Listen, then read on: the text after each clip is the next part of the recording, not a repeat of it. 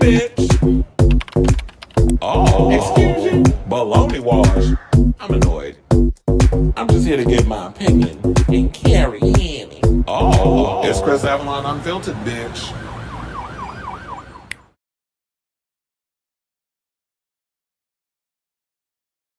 And yo, welcome and happy Tuesday. It's your boy Chris Avalon, and welcome to a brand new episode of Chris Avalon Unfiltered, a show we basically talk about all things going on in pop culture and hot topics. So if that's a show for you, definitely stick around because we have a lot of tea to spill today, including we got to talk these rumors. We addressed it the other day, but now there's a story on it, so we're going to talk about it. Antoine Fuqua allegedly quit the Michael movie ahead of the $50 million reshoots. In the name they actually called him because there was only one specific place he liked to work when he was doing the reshoots. Plus, we got to talk about the early reviews regarding Mortal Kombat 2. It looks like the fans going to be excited to hear this news regarding what a lot of the people are saying who have already seen the film. Plus, Ariana Grande Frappuccino got a new album coming out. Megan Thee Stallion done quit Broadway after that little situation happened between her and Clay with a K. Also, we got to talk about sucker ass Smith deciding to go in on Megan over something that she had because she went and aired out her dirty laundry with Clay. And you know, I already got something to say about that. So we got to talk about that. Plus, Chris Brown is out here being his usual misogynistic self by going in on all the women who are going in on people who are buying tickets to his duo. What is it? His double billed show with Usher. So I don't even know what to call that goddamn concert, but the upcoming concert with Usher. So we had to get into that. Plus, Kenya Moore hair care is no more. She was kicked out the salon. They show her furniture out on the street and everything. We're going to talk about that. Plus, Brit Eady threw some shade at Kenya Moore over this whole situation that went down. Plus, a famous actress by the name of Shannon Elizabeth revealing how much money she made in a week since she announced that she was joining OF. Barry Keoghan is addressing the rumors that he basically cheated on Sabrina Carpenter. He did it in the interview. Maury Povich is talking to Ricki Lake on why she scared the shit out of them and the other talk show hosts when her talk show debuted back in 1993. We also got to talk about this news regarding Eureka O'Hara spilling tea on what had happened with her where she got kicked out of the Madonna event by security. And Safira Cristál is opening up about her Cristál Ball. She's got a new album out and all that good stuff. So before we get to those topics, if you could please do me a solid, hit that like button. If you are new to the channel, hit that subscribe button and also be sure to smash the notification excuse me, that notification bell so that way you know when we go live with a brand new episode of Chris Avalon Unfiltered. Wait, hold on a second.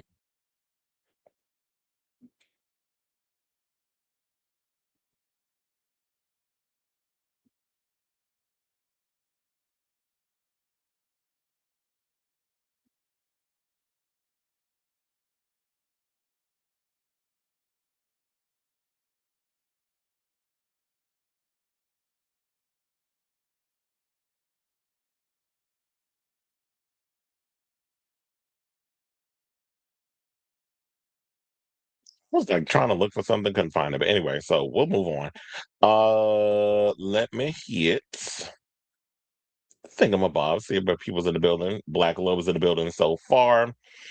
And yeah, I had to work on a couple of things because yeah, I know I was running late. I was trying to do the show earlier, but things happened. I had to move to change the time and everything. So we here, we're about to do this show. Yeah, so hit that likes button, that subscribe, and all that good stuff. Helps out with the algorithm. Also, be sure to hype the show, share it, do all that good stuff. Because, you know, we're trying to blow up over here. We the little show that could. But anyway, let me hit my banner. And without further ado, let's get into topic number one. And let's talk about Michael. So we already talked about Michael. I feel like I've said all I need to say about the film. I already gave my overall thoughts. You can check out previous videos if you want to check out my overall full review. It's literally, as we said, fan service for the fans. They don't really get too heavy into the details regarding his stuff going on in his personal life. It's basically stuff we already known that's been put in the movie. It's just fan service for people to just live nostalgic, help those streaming numbers get back up. Because after, you know, as soon as they was Mama Say, Mama Sama Maku San, everybody immediately left the theater dancing in the streets and going on Spotify and Apple Music and all that good stuff. So kudos to Michael for the success. We already knew whether or not the critics liked the movie, which nobody should have been shocked by. the movie was gonna do gangbusters anyway, so it's already made over $200 million. It's made its budget back, including the 50 million they had to put up for the reshoot. So it's already made its budget back. I'm sure it'll break even. The movie will be a success. And who knows? We may get the second half. I don't think they're gonna make a second half because um yeah, I don't think they're gonna make the second half. I don't think it's gonna happen because if that does, they're gonna have to address, the other stuff, the stuff that they were trying to like not go into. So, but apparently, as I had stated in passing in previous stories when we were talking about this, apparently there was some drama going on behind the scenes with the movie to the point that Antoine Fuqua, the director, basically quit the movie.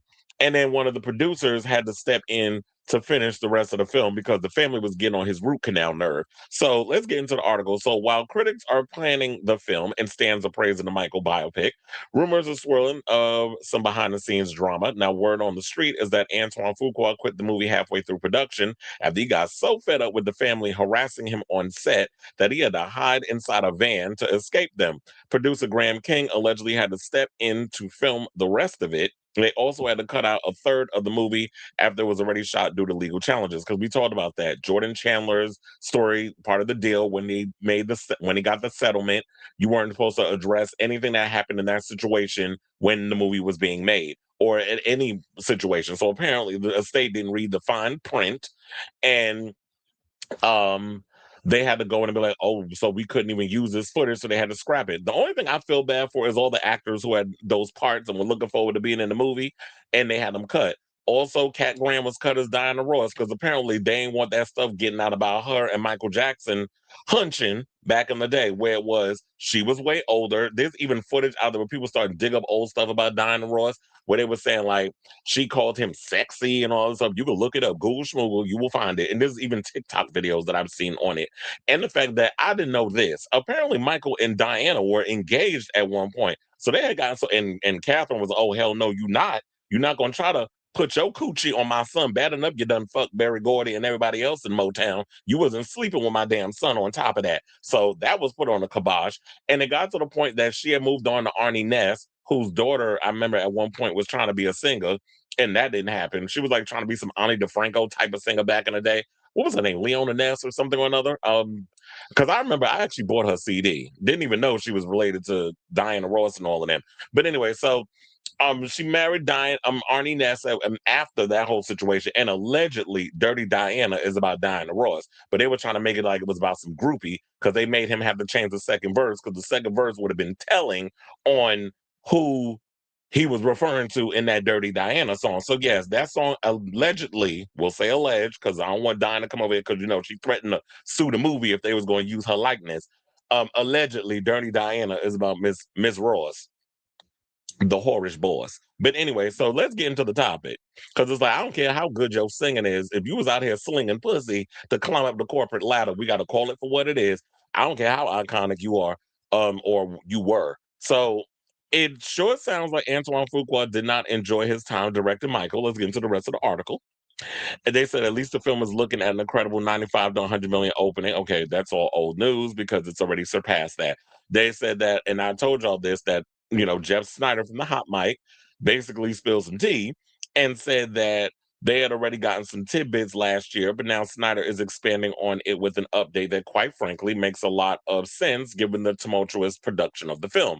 So the rumor was that during the 2024 shoot of Michael, the overprotective Jackson family and their reps would often visit the set and probably be annoying as hell, and were somewhat difficult to deal with during production, which led to Fuqua escaping the set to direct remotely from his van in hiding from the Jackson clan. This earned Fuqua the nickname Vantoine from the multiple crew members on set. Now, reps for Vantoine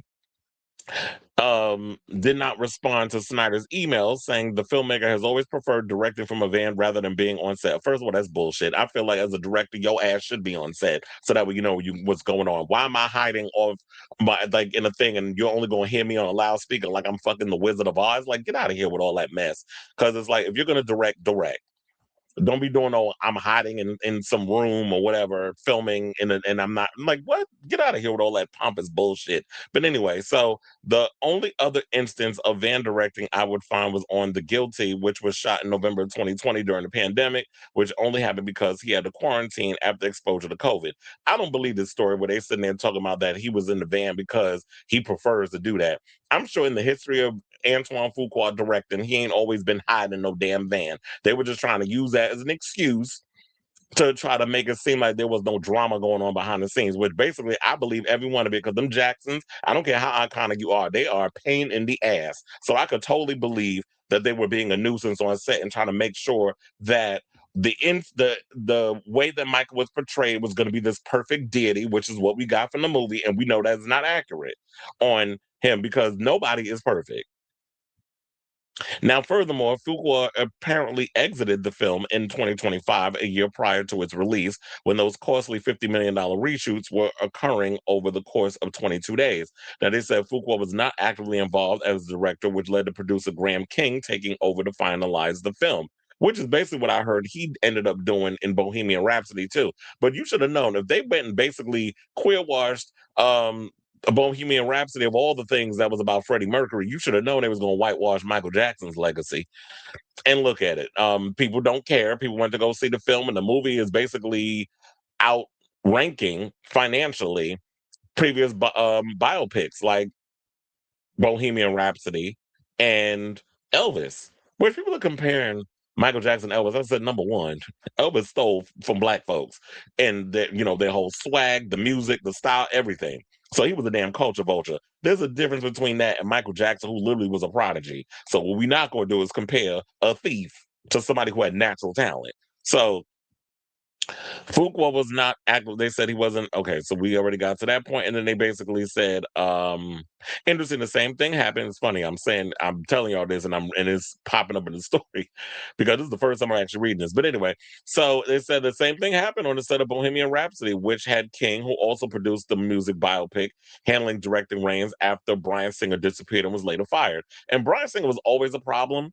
I don't know why y'all put him on set of this film because the man was going to allegedly sleeping with young boys and having like them freakish little legendary parties and doing drugs and disappearing for days and being a nuisance and hard to work with on set. To the point I heard one time he worked Callie Berry to the point where she had to cuss his ass out on set because of how unprofessional he was. Not working her as far as like working her to the bone, but just being a nightmare as a director. But that's what happens when you out partying and doing drugs allegedly and not on set doing what you being paid to do.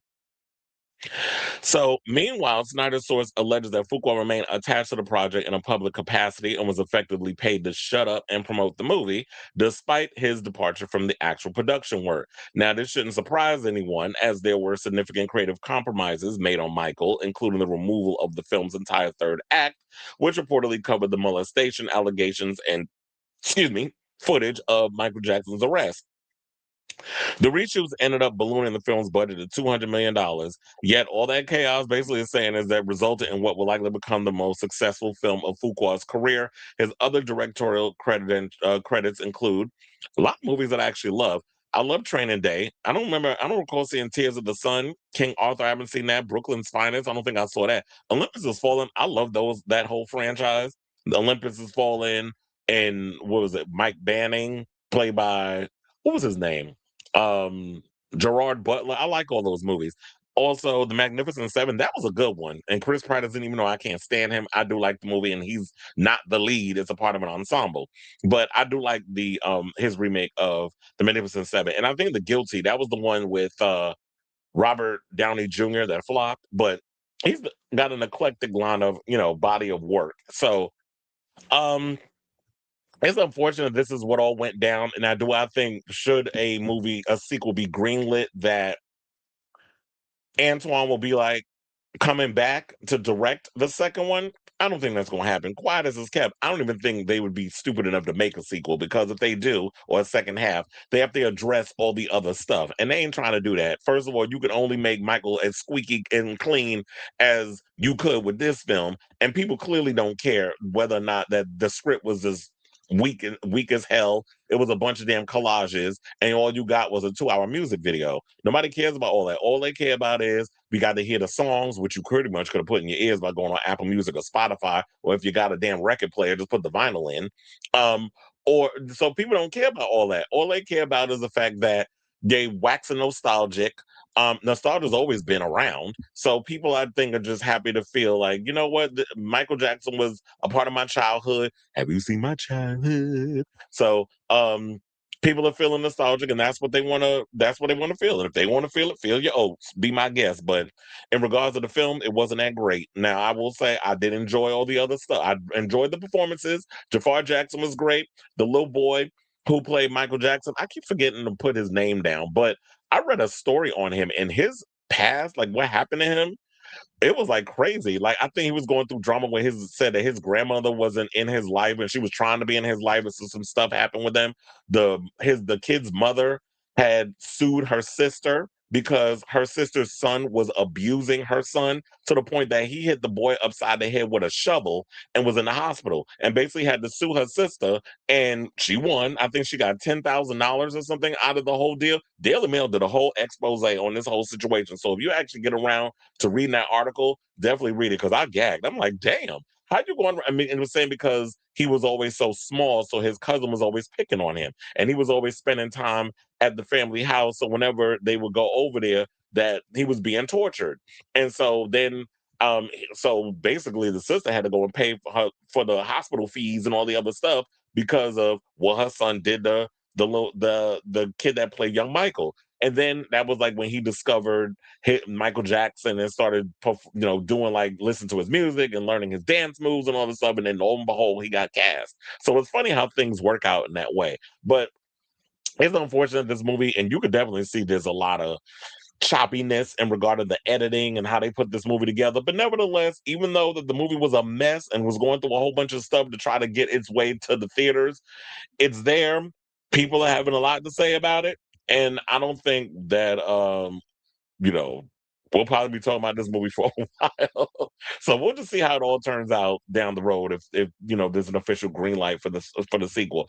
But I ask all of you, what do you guys think of this story? Have you seen the Michael movie? Were you surprised to hear any of this stuff that I just told y'all in regards of the behind the scenes shenanigans going on with the film, and Diana Ross being a messy ass, trying to, I guess, suck out Michael talent. Maybe she thought his talent was going to wear off on her because she wasn't the strongest singer in the Supremes, quiet as it's kept. So let me know what you guys think of this story in the comments down below.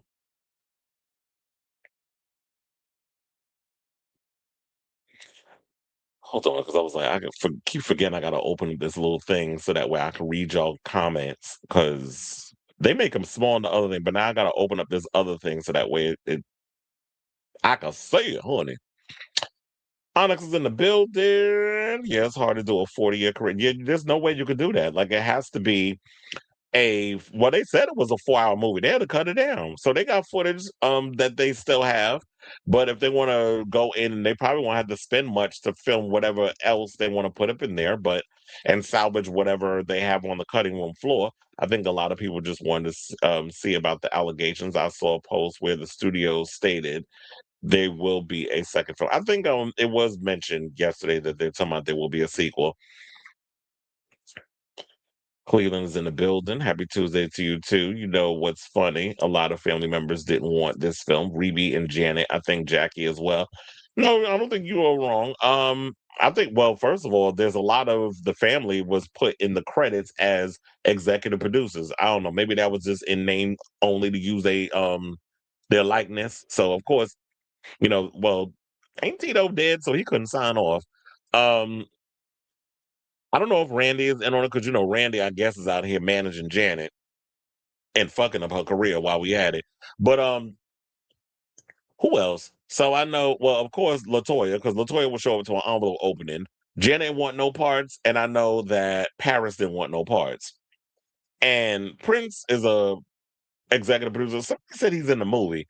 I must have missed it because I didn't see him in the film, or maybe I wasn't paying attention. But I guess if I watch it again, maybe I'll see him in it. But somebody said Prince is in the movie.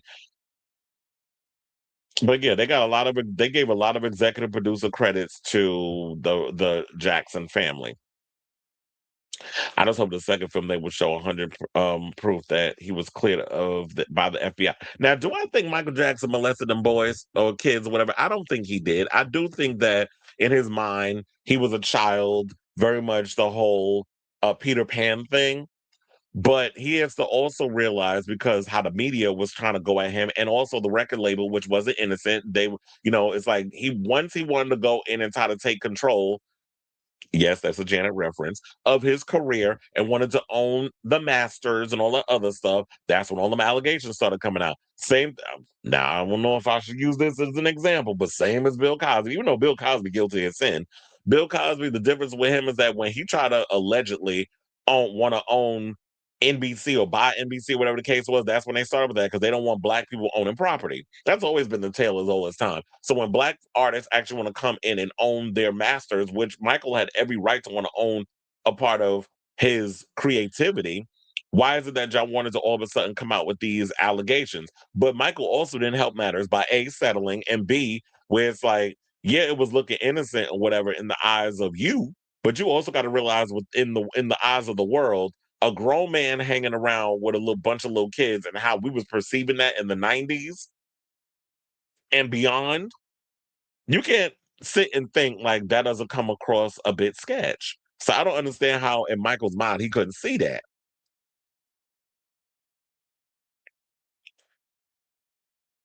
You said who is the executor of the estate? I don't even know if Catherine is the executor. I thought it was John Branca and the other one because they're the one that's handling all the finances. John Branca was played in the movie by Miles Teller, and there was somebody else. So it's two people, and that's why I think like in this whole court situation, Paris is going back and forth with them saying that they mismanaging um they're mismanaging the money. Well, hate is a strong word, but okay.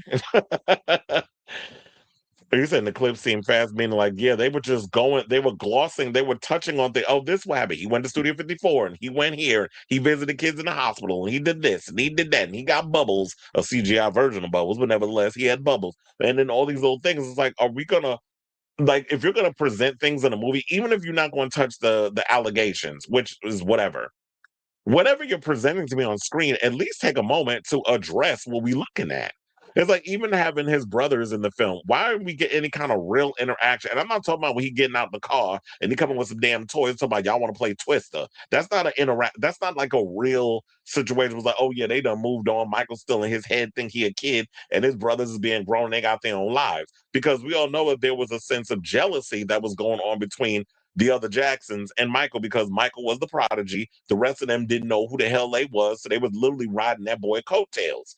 Because even when they all try to go solo, did we all seem to forget that a lot of them were trying to embody a lot of what Michael was doing? They would dress like Michael. They was even, they would do their hair, or even try to get Michael to even premiere do background vocals on their songs. So it was always like if you're trying to go off and do your own thing, which I love the fact that Janet was able to do that as an artist. She was like, yeah, I know Michael is my brother, but I'm my own individual. And she found a way to do that. The rest of them was all trying to just ride Michael coattail to success. And it's like, no, everybody just, and at the end of the day, it just clearly showed everybody just wanted Michael Jackson. And that's why Michael and Janet are two of the biggest celebrities out of that whole family.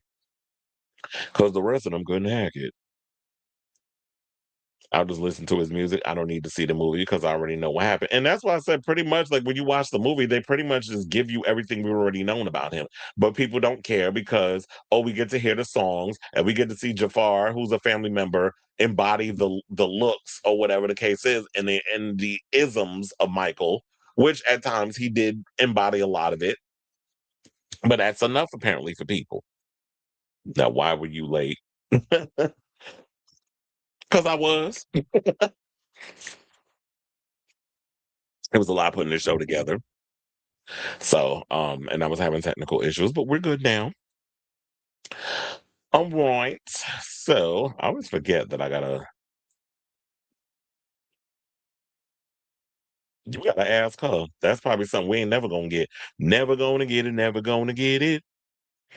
Remember too, Chris, there was a time Michael spoke out, especially about, oh yeah, exactly. He spoke out about Tommy Mottola being evil. Remember, Tommy Mottola was a part of Sony. So, and I do believe that man evil. Mariah knew it because she married him. So Mariah and Michael said that Tommy Mottola was evil. And I truly believe Tommy Mottola is the evil son of a bitch. So the only Jackson to who well you said who Harlem or who have a sexual I mean, a sexual a successful solo career out of the brothers was Jermaine. Well, I do remember that Jermaine did have a hit or two. I ain't gonna hold you on that. And then remember, and then funny, I don't know if you saw the movie. Maybe I wasn't paying attention. If you said you did, I apologize. But there's a scene in the movie where it's glossed over about Jermaine made his choice. He when he decided to stay at the label, blah, blah, blah, blah, blah. And I'm like, wait, what? What happened with Jermaine? Like, how you just gonna mention that in passing? Like we all supposed to remember what happened back in the day, especially those of us who wasn't really following Jermaine's career. And that's what I hated about this movie is that they would gloss over things but wouldn't take a moment to really sit on. Okay, what are y'all talking about? So how you just mention it in passing that Jermaine made his decision when he decided to stay with the label because I guess we were going to do the victory tour and he wasn't included. So I'm sitting there like, so we just going to gloss over that? Which they was doing a lot in the movie. So I guess they want us to just Google schmoogle and just think like, okay, the music and the performances was enough. And like I said before, the movie should have ended when he was about to go out on stage and perform bad. We didn't need the bad performance. That would have been a perfect way to end it because that's how y'all began the movie when you showed the back of him. And everybody shout Michael, Michael, Michael. If y'all would have just ended it that way and just played the song as the credits was rolling, that would have been that would have had more of an impact. But no, they had to pull the Bohemian Rhapsody where it's like we have to show you a full 30-minute concert of the actor performing a reenactment of what the big celebrity did. And I'm like, this was unnecessary, but I guess they had to fill that time of it needing to fit that 2 hour whatever. Yes, I know it's like fun shade. You said Jermaine was dating the head of Motown daughter. That's why he stayed. Yep, and you know what? If they actually would have gave the brothers something to do besides just being background bandmates of Michael Jackson, we probably would have known that. Because how the hell was I supposed to remember that he was dating her daughter? But I guess they expected us to all know that. But anyway, we could still keep the Michael Jackson tea coming in the comments. But in the meantime, let's move on from Mortal Kombat. Let's move on from Michael to Mortal Kombat. So Mortal Kombat 2 is, I believe, coming out next week because this week is The Devil Wears Prada 2, which I guess Sailor Mermaid will be excited to know that that movie is getting good reviews. Even though I heard some people saying like, I don't know, there was some article that said that they were paying off influencers to come see the movie early because it was getting not so great reviews or whatever the case was. I don't know how true that is, but I guess because Sailor Mermaid has forced me to go see this damn movie with him. He not in the room, so I can say that. Then I'll let y'all know if it was good or not. But um, in the meantime, now the movie that's up my alley, of course, is Mortal Kombat. So I'm looking forward to seeing this movie, and I'm glad to know that after reading some of these things, because apparently people have seen the movie already, and the reviews is out. And I'm actually glad the reviews is out early because it's a bad sign when the reviews come out days before the movie's about to come out. That's usually a bad sign. But the movie's coming out next week. People have seen the film already. The critic reviews are out, and pretty much they're saying that this movie is better than the first one that we got, which is is great news for me because even though the fight sequences in the first one was good, I liked quite a few of them. The movie was not good at all. Now I do wonder. I'm like, because they ain't mentioned him at all. Is Cole Young in this movie? Because I remember when y'all tried to come up with this new character, and I like Louis Tan. Louis Tan is fine as hell, but he just wasn't. And as far as that part, he wasn't doing it for me. So I don't even know if he's still in the movie because they have no mention of him being in the film.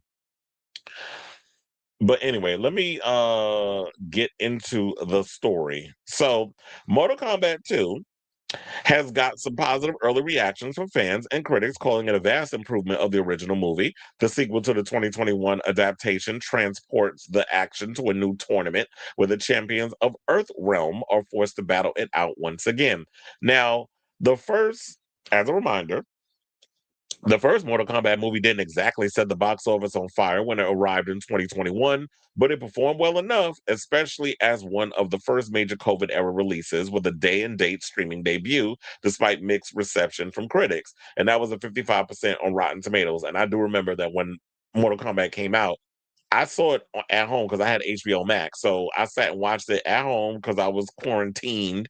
And I had a good time with it. But like I said, it wasn't I felt like it definitely needed some improvements in what they did. Now, following a lengthy delay, Warner Brothers video game sequel hits theaters on May 8th, and the first social media reactions have landed. Now, it sounds like Mortal Kombat 2 has its share of issues, but almost every post hails it as a significant improvement over its predecessor in nearly every respect, with many noting that the filmmakers seem to have learned from the mistakes of the first film. The fatalities are also said to be even more gruesome this time, which should please fans of the long running fighting game series. Saying it's always best not to put too much stock in these initial reactions, but we'll take this as a good sign until the full reviews drop. Now, I do have a couple of the posts. There's even a fight scene where you can look at on Twitter. I did post it on my page between Johnny Cage fighting Katana. But hold on, let me pull up the critic reviews and then we'll just scroll through them and read them.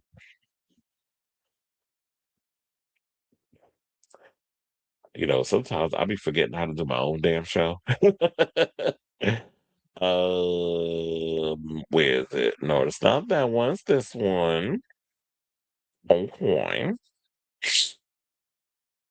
So yeah, so they have this one which says, here's the full Johnny Cage and Katana MK2 clip, and then we have Mortal Kombat 2 is a stark improvement over the first one in just about every way possible. Better fights, cooler costumes, and nastier fatalities. It's all still quite campy, but not damn, but hot damn. It's a gory good time. MK2 is fun as hell and the most faithful Mortal Kombat Mortal Kombat movie yet. Then we have from Andre St. Albin, who said Mortal Kombat 2 is the coolest effing movie of the summer, complete with a K. Perfection. Very Daily Alliance vibes. It's like the 90s classic film if it were made today with nonstop crazy combat action. Loves using those Ks in there. Baraka and Kano stole the show, but Jackson Liu Kang alongside Shao Kahn and Johnny Cage. I was like, what else does it say? Because it cuts off. Um, way to go, way to go, way to go. Oh, and Johnny Cage deliver epic big moments, while Scorpion and Noob Saibot's scenes are straight up hell perfection. The fights are brutal and gnarly, fatalities next level savage, and Sub-Zero mythologies and MK4 lore connects perfectly. You'll see why. This one flies by in a deadly adrenaline-fueled rush. And that was one of the things I was hoping for, is that we were going to get something like that because, you know, one of the things I do love is the 90s one that was directed by Paul W.S. Anderson. I definitely love that version because like the pulsating techno Mortal Kombat theme song and then a lot of the cool fight sequences in there. I would have loved if they would have brought back Robin Shaw, who played Liu Kang in the original, but I heard that because he went through so much in Hollywood that he basically quit the industry because you know what a lot of Asian actors deal with, we're trying to cross over into the Hollywood mainstream. So but I was like, if they could capture that essence of the original Mortal Kombat movie that I was a kid and I loved, especially because I remember when I was a kid and I begged my parents to take me to see that movie, and that was like 95. So I'm just glad to hear this so far, but let's go through a couple more. So, and then we have from Big Gold Belt Media, Flawless Victory, hashtag Mortal Kombat movie is next level with deadlier fights, sharper dialogue, and truly combat-worthy fatalities. The iconic stages, Outworld, was it Adenia, and costumes are brought to life in incredible fashion, immediately reminding me, sorry, why MK ate so many of my quarters. Oh yeah, arcade joke. And then from I Am Michelle Lee, or Jay Lee, said Mortal Kombat 2 is a fun popcorn flick. The fights are bloody, the stakes higher, and the dynamics stronger than its predecessor.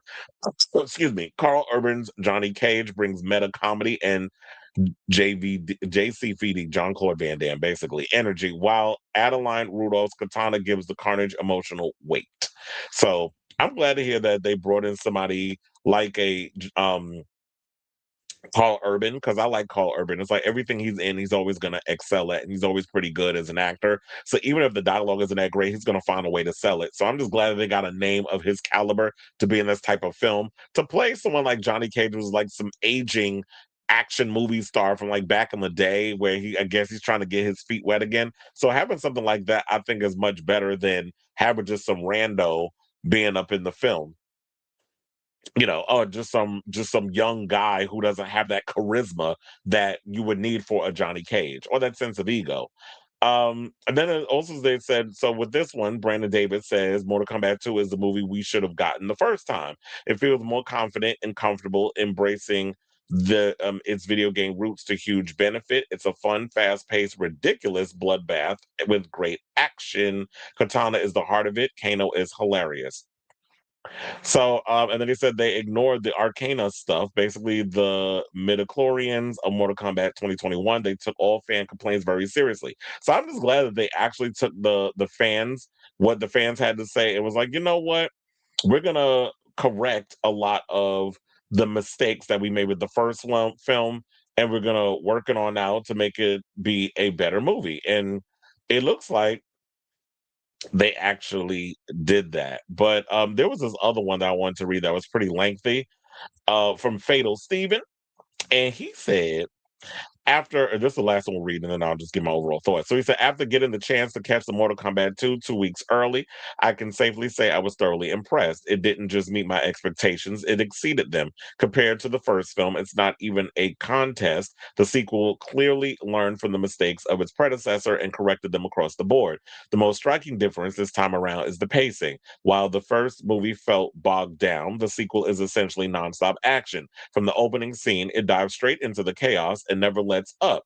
There is very little downtime and significant less talking for the sake of talking. It just moves from one fight to the next with incredible energy. This really felt like a legitimate Mortal Kombat game come to life. It's a blueprint of what video game movies should be. Stay true to the source material, embrace it, and just have fun. All the things that it sounds like music to my ears that I've been wanting. Stick to the source material, embrace the campiness of it, and just don't take yourself so seriously. That's all we wanted as fans. We wasn't expecting excuse me, we wasn't expecting Shakespeare. We just wanted y'all to just, we know it's a ridiculous movie, just have fun with it. Excuse me. Okay, so then you go talk about the choreography. The fight scenes were beautifully executed. The gore, the blood and fatalities were exactly what fans want to see. The fan service. The film is packed with recognizable locations and characters. As a fan of the games, you'll catch all the nods, but even if you've never played, it stands alone as top tier action fighting movie. The casualties in this film are intense. There are some deaths that will have you cheering and others that might actually upset you. Now, on the performance side, Carl Urban as Johnny Cage was a standout, even though I personally felt The Miz could have landed the role. I always thought, you know what, that was another choice of mine too. But he's over there hosting American Gladiators over on Amazon Prime. But I actually thought that The Miz would be a good Johnny Cage.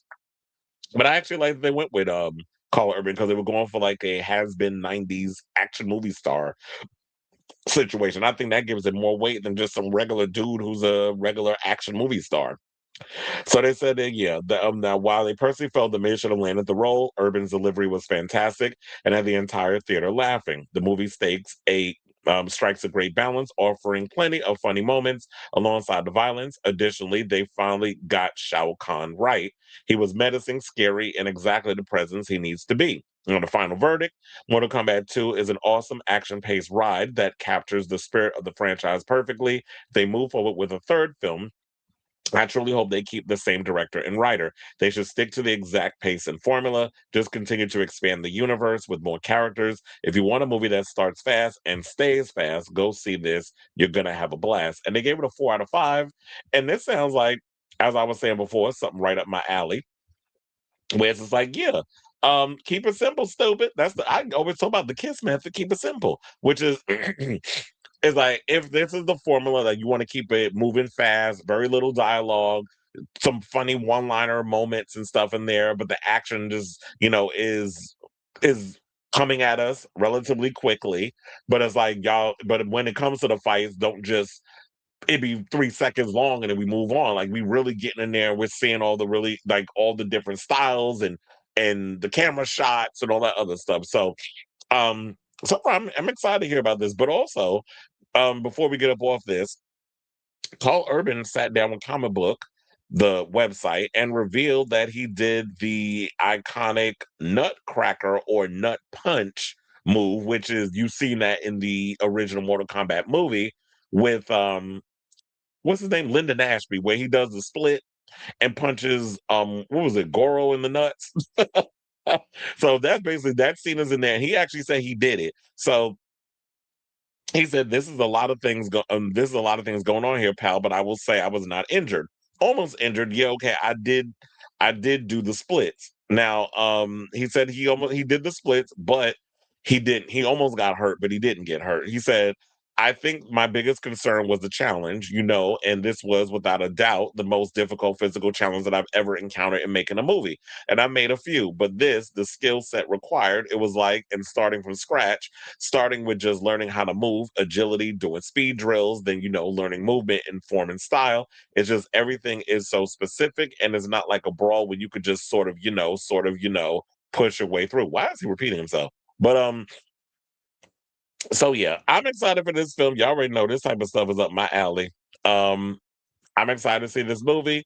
I'm looking forward to next week. I'm not trying to rush the time, but I can take my time because the days is going by pretty fast any damn way. So we ain't got much long. But I'm just glad to hear that because I was a little worried. And I know a lot of people were worried because with this movie, oh, you're rushing. Why did y'all postpone the film? The film was supposed to come out in October of 2025, and then they're like, you know what? Because people reacted so well to the trailer, they were like, you know what? Let's push it to spring. Like, make it be the kickoff to like the summer blockbuster situation. And I know a lot of people were against it. I was like, okay, now if you put that mean that to me, that shows that you have confidence in your movie. Because October, that month of October, when y'all was going to release it, first of all, that whole month was dry. There was like no, I think all the movies that came out during that month flopped because they weren't that interesting and nobody cared about the movies that they released. I don't even remember what movies came out in October, but I know that they financially, a lot of the movies of October of last year bombed at the box office. But they're moving into a time like May, and there's not really nothing out right now. Except, like I said, this week we got The Devil Wears Prada 2. Next week we have Mortal Kombat 2. And I definitely think that this is the perfect movie to kick off the summer. So I'm excited. And I definitely want to hear from y'all. What do you guys think of this story? Are you excited for this new Mortal Kombat movie and hearing great news that it's getting good reviews based off of some of the critics who have already seen the film? Especially because the last time we got a good Mortal Kombat movie was the original, even though that was a little cheesy because it was how it was back then, and they could only do it so much at the time of 1995 when it came out. I refuse to acknowledge Annihilation. That movie was an abomination. And then we had the movie that came out in 2023, which, like I said, had its moments, but to me, it wasn't that great. There's moments that I have where I can put it on and I have a good time with it, but as like a solid Mortal Kombat movie, I just felt like no. But I'm fingers crossed. I'm hoping this movie lives up to all the hype. So anyway, let me know what your thoughts are on this story in the comments down below.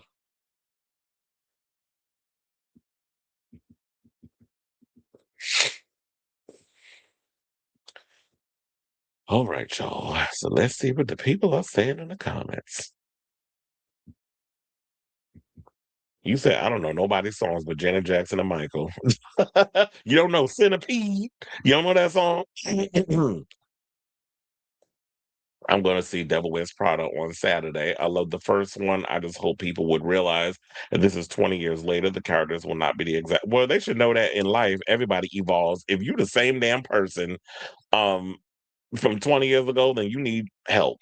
It's like I bought a ticket for Mortal Kombat 2, and I haven't got my ticket yet, but I definitely need to get it because and it better be in some damn Dolby or IMAX because it definitely needs to be in one of those theaters. Felix say he's excited to see the new Mortal Kombat. The '90s movies were garbage. Some, not all, but he said, "What type of movies do you like?" Mostly the films that I like. I like action films. I like horror films. I like some thrillers. Um, Comedies. I do like comedies, but my style of comedy falls more or less into like toilet humor. So if there was a movie that I'm looking forward to seeing that's got like that comedies bit of it, I would say I'm looking forward to seeing the new Scary Movie because that's up my alley. So stuff like that. And I don't know, I like a lot of old movies from like the 70s and 80s. So I'll sit and I'll put on Death Wish or Maniac Cop or things like that. So that's usually where my taste goes. The first '90s movies were okay, but the second one was so yeah. Don't even remind me of Annihilation. And the soundtrack was good too. I remember when I was a kid, I bought the soundtrack.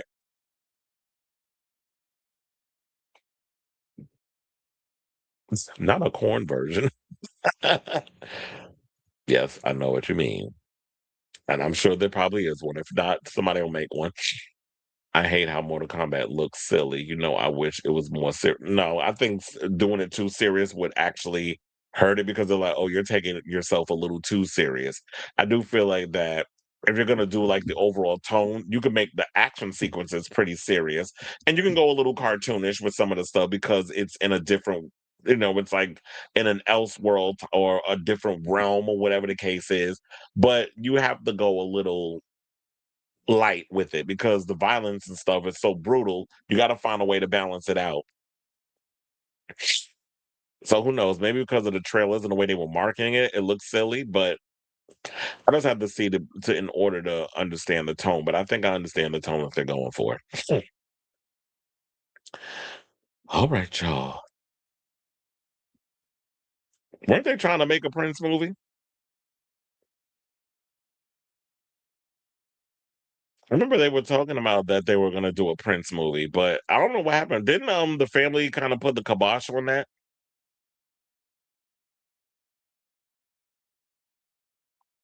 I tried listening to all of you on Friday, talking about Janet Jackson to commemorate its 25th anniversary, and I was so bored that I turned it off.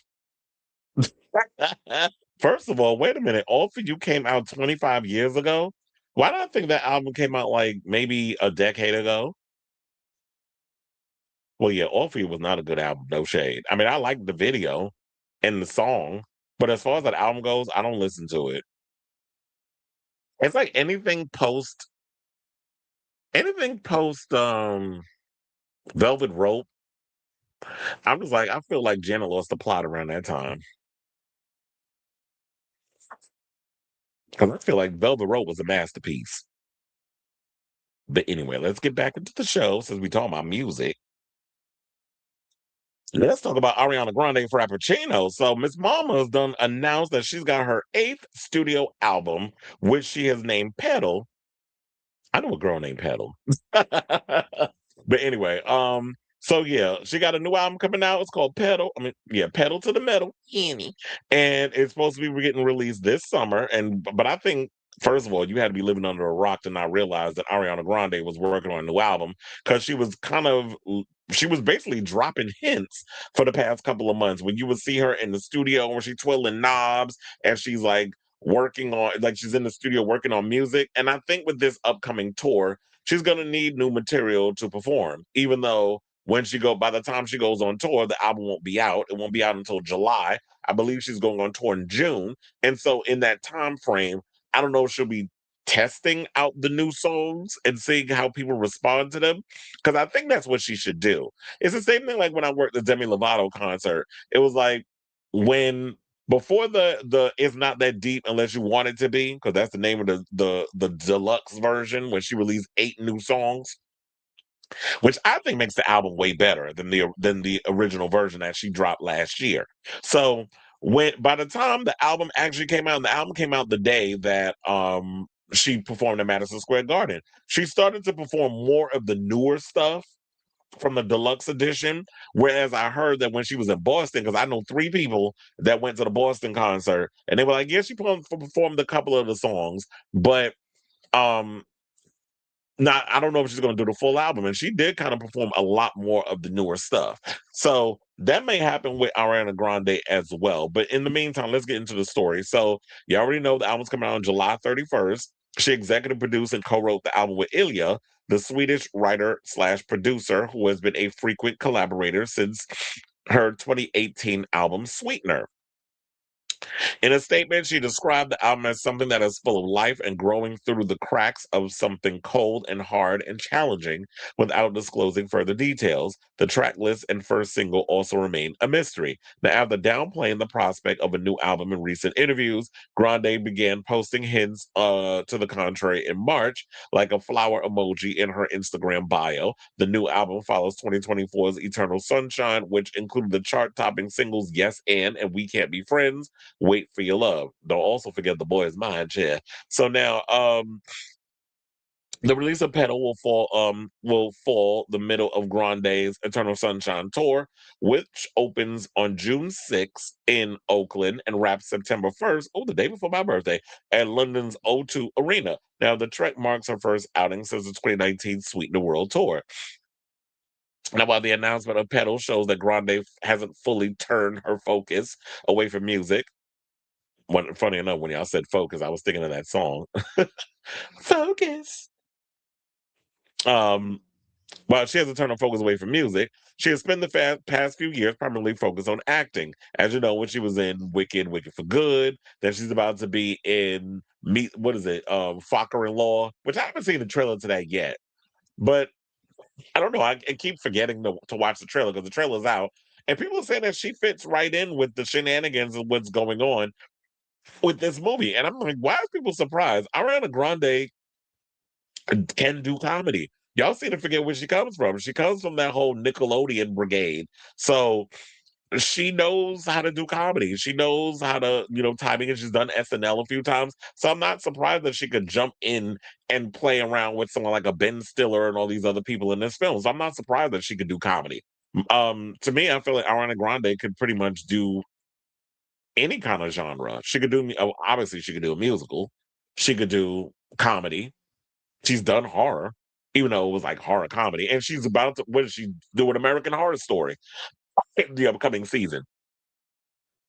So, and then she was nominated for Best Actress. The two films, grossed more than 1.2 billion combined. I still haven't watched Wicked for Good, and it's on Peacock. So yeah, and then she's supposed to also make her West End debut in 2027 in a revival of Sunday in the Park with George, and gonna co-star with her Wicked co-star Jonathan Bailey. So that's where Ariana is right now. She is booked and busy.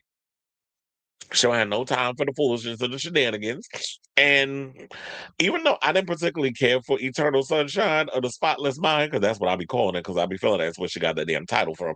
Um, I'm curious as to what this era is going to sound like and what the music is going to sound like. So we'll be paying attention when we cross that bridge and when that music comes out, Ariana. But it's all about, well, child. For now, it's all about Madonna. But I can make room for other pop stars.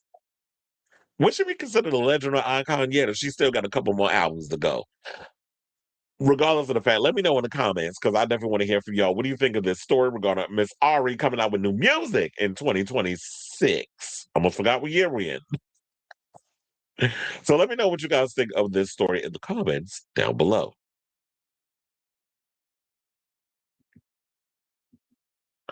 Hold on, y'all, because now I feel like I'm getting congested. I got to blow my nose. Please hold.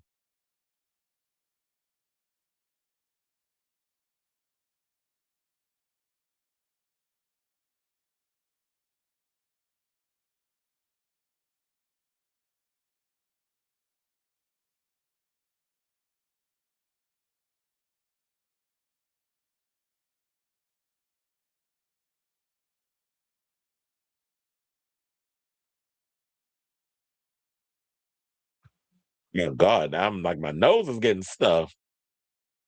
I hate getting a cold. But anyway, what's the people saying in the comments?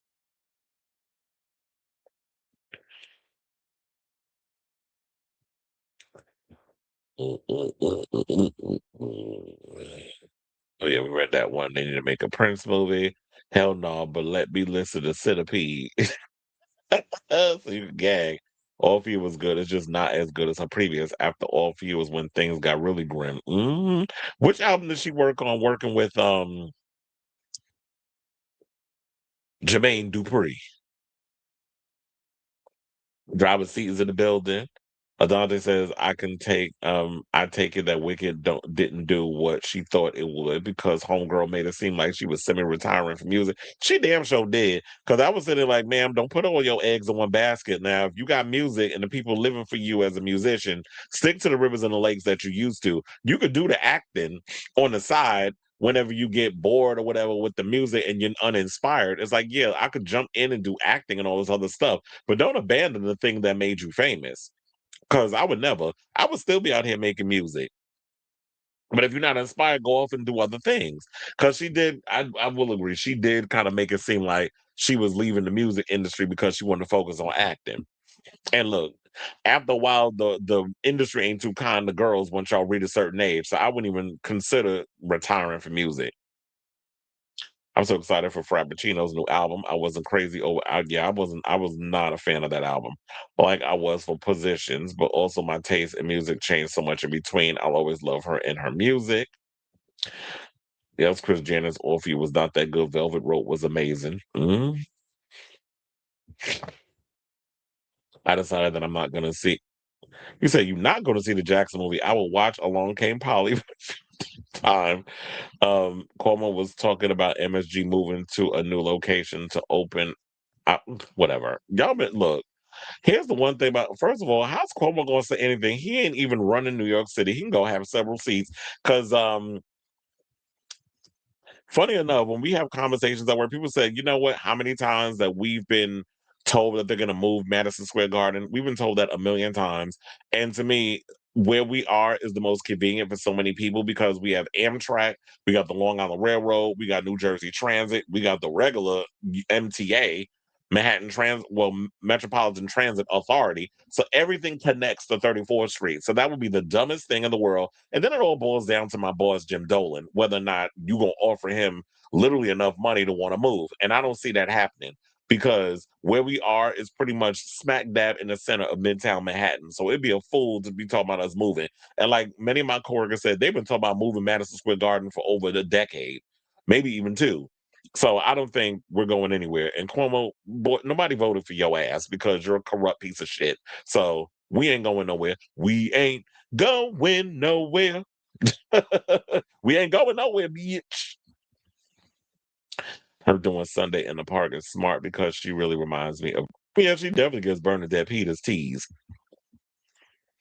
He said that is where she got the title from, Silly Goose. It's funny when you always say that she said it herself and referenced it in the music videos.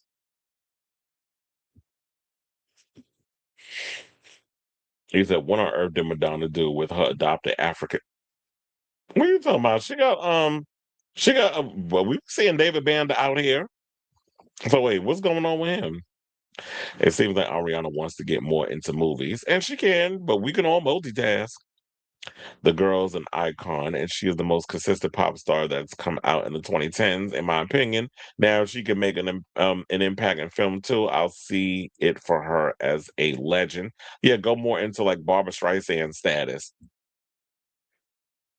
You said I thought Eternal Sunshine was her best work. She was pulled back.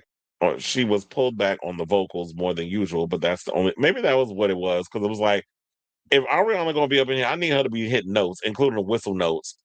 But it did seem like she was kind of like cool, like she was doing that Mariah cool. When Mariah be trying to like hold back on this. I mean, quiet as it's kept, she can't. She don't need to hold back on the singing of the vocals anymore because Mariah's voice ain't as strong as it used to be. But um at this point, it was just like, yeah, you holding back. Hopefully, she's gonna be singing on this record. And I don't mean you got to be vocal masturbating like Christina Aguilera. It's like, bitch, we know you can hit a run. Like, relax. So sometimes people need to know when to put when to hit those notes and when to pull back and go with the music and all other stuff. But there's some people out here that was like, "Oh, I gotta show you I can hit them runs." I was like, "Man, we know you can sing. Relax, calm the fuck down." And that was always how I felt about Xtina. Her influence is undeniable, and she will only keep racking up daughters. He said Sabrina is the main one following her blueprint. It's funny how we sit here and talk about she racking up daughters and how people like Sabrina Carpenter is inspired by Ariana Grande. Ariana's got to be about what, at least a good 7 years older than Sabrina. Jermaine worked on the Whack Ass 2.0. Ew, no, she did not bring her brother on some of that music. I'm tired of these Asian pop stars. All of them need to go. You tried it. You got to go sit down somewhere. Look, if you got something creative to say, then keep going. If you have it in you.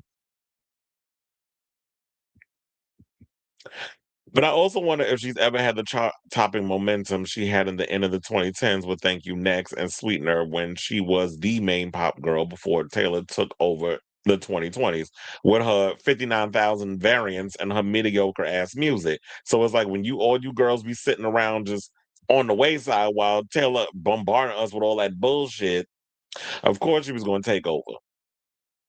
I think Janet's first album with Jermaine. Oh, you talking about Jermaine Jackson? But why was I thinking Jermaine Jackson? Yeah, I thought about Jermaine Dupri. See, that was like as fast as I didn't even know JD. That's what we got to differentiate because I don't know why when y'all said Jermaine, I was thinking Jackson with that. I don't know what the fuck that is on top of his head.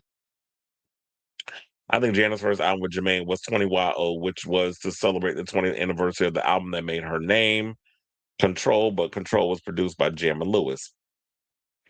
Yeah, a lot of her best work was produced by Jam and Lewis, quiet as it's kept.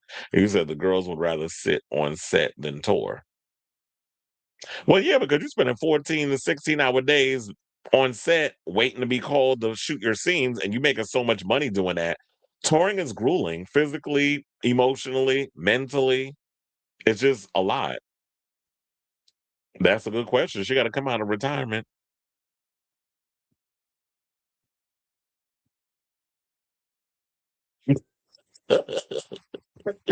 Well, we know she ain't holding back voluntarily. That voice ain't what it used to be. It's kind of like I said about Alicia Keys. When she be out here and say, I see that voice ain't going where you want it to go. When you be trying to hit them high notes. It said a lot of Ariana songs are carried by her vocal chops. How remember when Jujubee sang Into You on no, not the flop drag queen singing competition. Well, the thing with Jujubee is that Jujubee is like a full on, gives full on Filipino tease. And you know, the Filipino girls, they love sit up there singing a damn ballad. I don't know if Jujubee is Filipino, but you know, I'm just saying in general that when it comes to the Filipino girls, they love a vocal and they love a ballad. I'm not necessarily fond of ballads. I mean, there was one queen that was at Madison Square Garden that got upset because Demi Lovato was singing ballads. Like, Miss Mamas can sing down. Let her do her ballads. I actually didn't mind the ballads, and I'm like somebody who is not really into the ballads because ballads can be a little boring and a little sappy and a little soap opera-ish. Like, this is a little melodramatic. I need a little 808 behind, stuff that I be listening to. I remember one time I said that to a coworker and he laughed. I said, I need a little 808 behind my music. And he laughed. This cute boy that I work with named Andrew. But anyway, so yeah, I went and I'm saying that, and he found it funny. But I was like, yeah, but I was like, no, I didn't mind it when Demi was up in there singing them ballads. She sings down. That's what I said. I knew I was right, a little right with the math. I'm like 6 years, and y'all be calling people daughters. But I get it. We talking about music daughters. But shit, you'd be surprised the way these little kids be getting knocked up. If you want to talk about actual daughters, did you see the 25 greatest songwriters alive list by the New York Times? Was that news? Man, I didn't know. I didn't see that. What happened to Mr. Lawrence? Is he broke? Wait, who's Mr. Lawrence? Who we talking about? Look, sometimes I gotta remind me who we talking about up in here. Into You isn't a ballad though. Yeah, it's not a ballad. It starts out as a ballad. And then we go into halfway, we get to like the mid-tempo-ness of it. You said she performed it like a ballad terribly, but the original song goes hard in the club. Not goes hard in the club.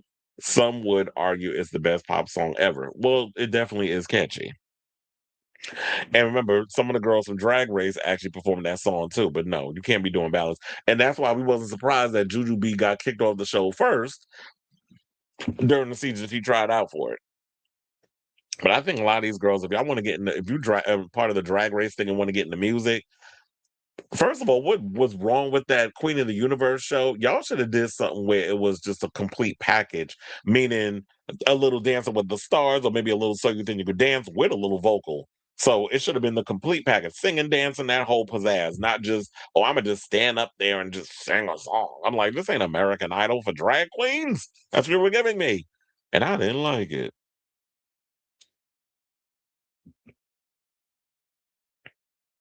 I was like, damn, we had that many topics. I mean, the many comments said the gays love into you good, but she's not one last. I like one last time. They performed that song on Drag Race too. But anyway, let's get back into some more hot topics. And let's talk about Megan the Stallion. So Megan the Stallion, already revealed some tea regarding the fact that she has broken up with her man, Clay with a K. And shortly after, she took to social media, and this is like literally right after we signed off from doing the show.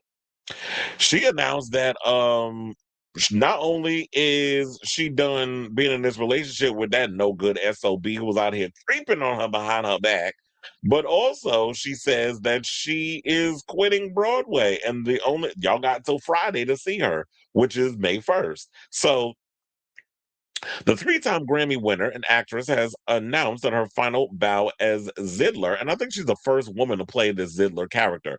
In Broadway's Moulin Rouge, the musical will be moved up to May 1st at the Al Hirschfield Theater. The artist who stepped into the show March 24th was originally scheduled through May 17th. Well, at least she lasted longer than a month. Now, in a statement, Megan said, unfortunately, my last performance on Moulin Rouge, the musical, will be May 1st. It's been such an honor to be part of Moulin Rouge, and I've met so many amazing people in this theater. Y'all work so hard, and I have so much respect for the dedication, the stamina, the work ethic, the time, and the effort y'all put into the work. Every single person at the Moulin Rouge has inspired me to go harder as an entertainer. I'm so grateful for the cast and crew that made this experience so meaningful. Y'all are really some of the kindest human beings I've ever met. To all the hotties that showed up or plan to attend, thank you for supporting me during this incredible journey. Now, the news comes after, as I stated, days after Megan accused her partner, NBA player Klay Thompson, with a K, of cheating on her, leading to their breakup on April 25th. Now, no announcement has been made about who will play the role of Zidler May 2nd through the 17th. Patrick Clanton currently serves as the understudy. That's probably who they'll have play the part for the role of Zidler. Now, Eric Anderson, who originated the role of Harold Zidler in early workshops and eventually played it on Broadway for 2 years, will return to the part on May 19th. Now, I should also point out that the musical, A Moulin Rouge, has been extended an additional 5 more weeks and will now play its final performance on Broadway August 30th. So if y'all want to get around to seeing it, that is the best time that you got to get around to seeing it. But it's unfortunate that Miss Thing decided to just quit doing the whole situation, because I would think like it'd have been great if she would have stuck around, but I guess maybe it's just too much that she really needs. Maybe she needs time to process this situation that she's going through. So maybe there's that. So it's unfortunate. But what's also unfortunate is the fact that we have sucker ass Smith who decided to assert himself into this conversation and decided to criticize Megan for weighing or going on social media and spilling tea about her breakup with Clay. Mind you, here's the thing, and I mean, even though I do find a little cringe that she had to go on social media and announce this, but I always say this: if you're going to sit up in here and flaunt, and I know flaunt may be a strong word to use, but if you're going to sit up here and flaunt your relationship and start talking about your man this and your man that all over social media, like you in the perfect relationship, and then the relationship, I guess, becomes way too much for him to handle because he couldn't handle the pressure of wanting to settle down and want to commit to being in a relationship with with her, Whereas y'all should have had this conversation from the beginning instead of you thinking that, oh, if I'm around her long enough, then maybe it'll coast me, and maybe I can work my way up to being in this monogamous committed relationship. When in the beginning, you should have just been like, I just don't have it in me to just fuck one girl. That I need, if I'm gonna be on the road, I gotta, bust this nut, and beating my dick ain't enough. I gotta be up in some coochie. But hopefully you're using a damn condom, because if you go around getting a bunch of girls pregnant, which a lot of these groupies be out here hoping to do because they want to be taken care of, and they use these babies as a weapon so that way they can continue to maintain three hots on a damn cot, then that's the life that you're gonna live. But of course, sucker ass Smith with that fucking hairline had to assert himself in the conversation and go on his tired ass YouTube show and weigh in on something that ain't got nothing to do with him. I don't know why this motherfucker don't stick to sports and stop jumping in the whole gossip game. And the people try to come in and say, well, why you talk? Because that's what the fuck I do. This is my wheelhouse. This is what I talk about. So I don't go and jump in on conversations that I'm not privy to. But this man, who we don't even know if he even got a girlfriend, or B, but A, got a girlfriend, and B, like vagina. We don't even know if he does. And I don't give a fuck you got a kid or not. There's a lot of men running around here with kids who fuck niggas on the side. So if you want to come up in here and try to act like there isn't any, then okay, well, believe what fantasy you want to believe. But I do have a clip with all that. It's just like whenever it comes to the sucker ass Smith and his bullshit, I don't know what happens within me, but I get this sense of like, this man makes my teeth itch. He works my root canal nerve. He just irritates my entire soul. But he always want to find me because he knows how to algorithm hustle. He knows how to get up under people's skin and just annoy us to death because it's going to help him go viral. Because, he's a Trump apologist too. So I have a clip of him weighing in on this situation. And I'm sure I got a couple more reads in me that we're going to get to. And then we're going to come back and we're going to talk. Please hold. Curry is like a saint. Well, that brought all the attention to Clay because you got no chance with him. So chances are you had a chance with perpetually single Klay Thompson. Megan Thee Stallion didn't know that. Help a brother out, ladies. Help a brother out. She didn't know that. This is totally clueless. Rap artist, singer, incredibly talented, very popular, very well connected. You didn't know that he was single before you and that, he liked being single. Now, I ain't here to tell a man's business because I would never do that. I'm having this episode on YouTube because I'm asking, why is she telling his business? See, that's where I want the ladies to listen. Well, he's telling the business because that is her business. She was in a relationship with him. What the fuck you mean? Steph Curry is like a saint. Yeah, let's get to the next clip. I'm sick and tired of what's going on in this world. I'm not saying whatever she felt was wrong. I don't know what happened in their relationship. Don't want to know. Ain't none of my damn business. Ain't none of y'all's either. Well, if it's not any of your business and it's not any of ours, then why the hell are you talking about it? Because you need content, because this whole situation with Megan Thee Stallion is trending and a lot of people are talking about it. So therefore, that it's going to end up in the algo, that it's going to help you make money off the situation. Hence why you talking about it. I hate when people try to act obtuse to how this game works, because I'm going to tell you how the game works, because I play the same shit. But I don't sit up in here and go, well, I don't even know their business. I don't know why she telling the business. It's like, know why she telling the business. And like I said before, because she busy was running around here posting her relationship on social media. And I always say this, it's like back in the days when Facebook and people would talk about what's your relationship status. It's complicated or whatever the case was. It's like, and I've said this even with friends of mine, if you're going to put your business out in these streets, if you're going to invite me into the group chat, if you're going to sit up in here and ask me to watch this episode of this soap opera, I want to see the beginning. I want to see all the drama unfold, and I want to see how it all ends. Like, don't cut it off now and tell me mama business when it comes down to the negative side. You can't only just post when things is great. I want to know when he out here creeping on you. I want to know when he's shitting the bed. I want to know all the details because you done invited me to the cookout. And I ain't asked me, invited me to the cookout. You invited me into the group chat and I need to know.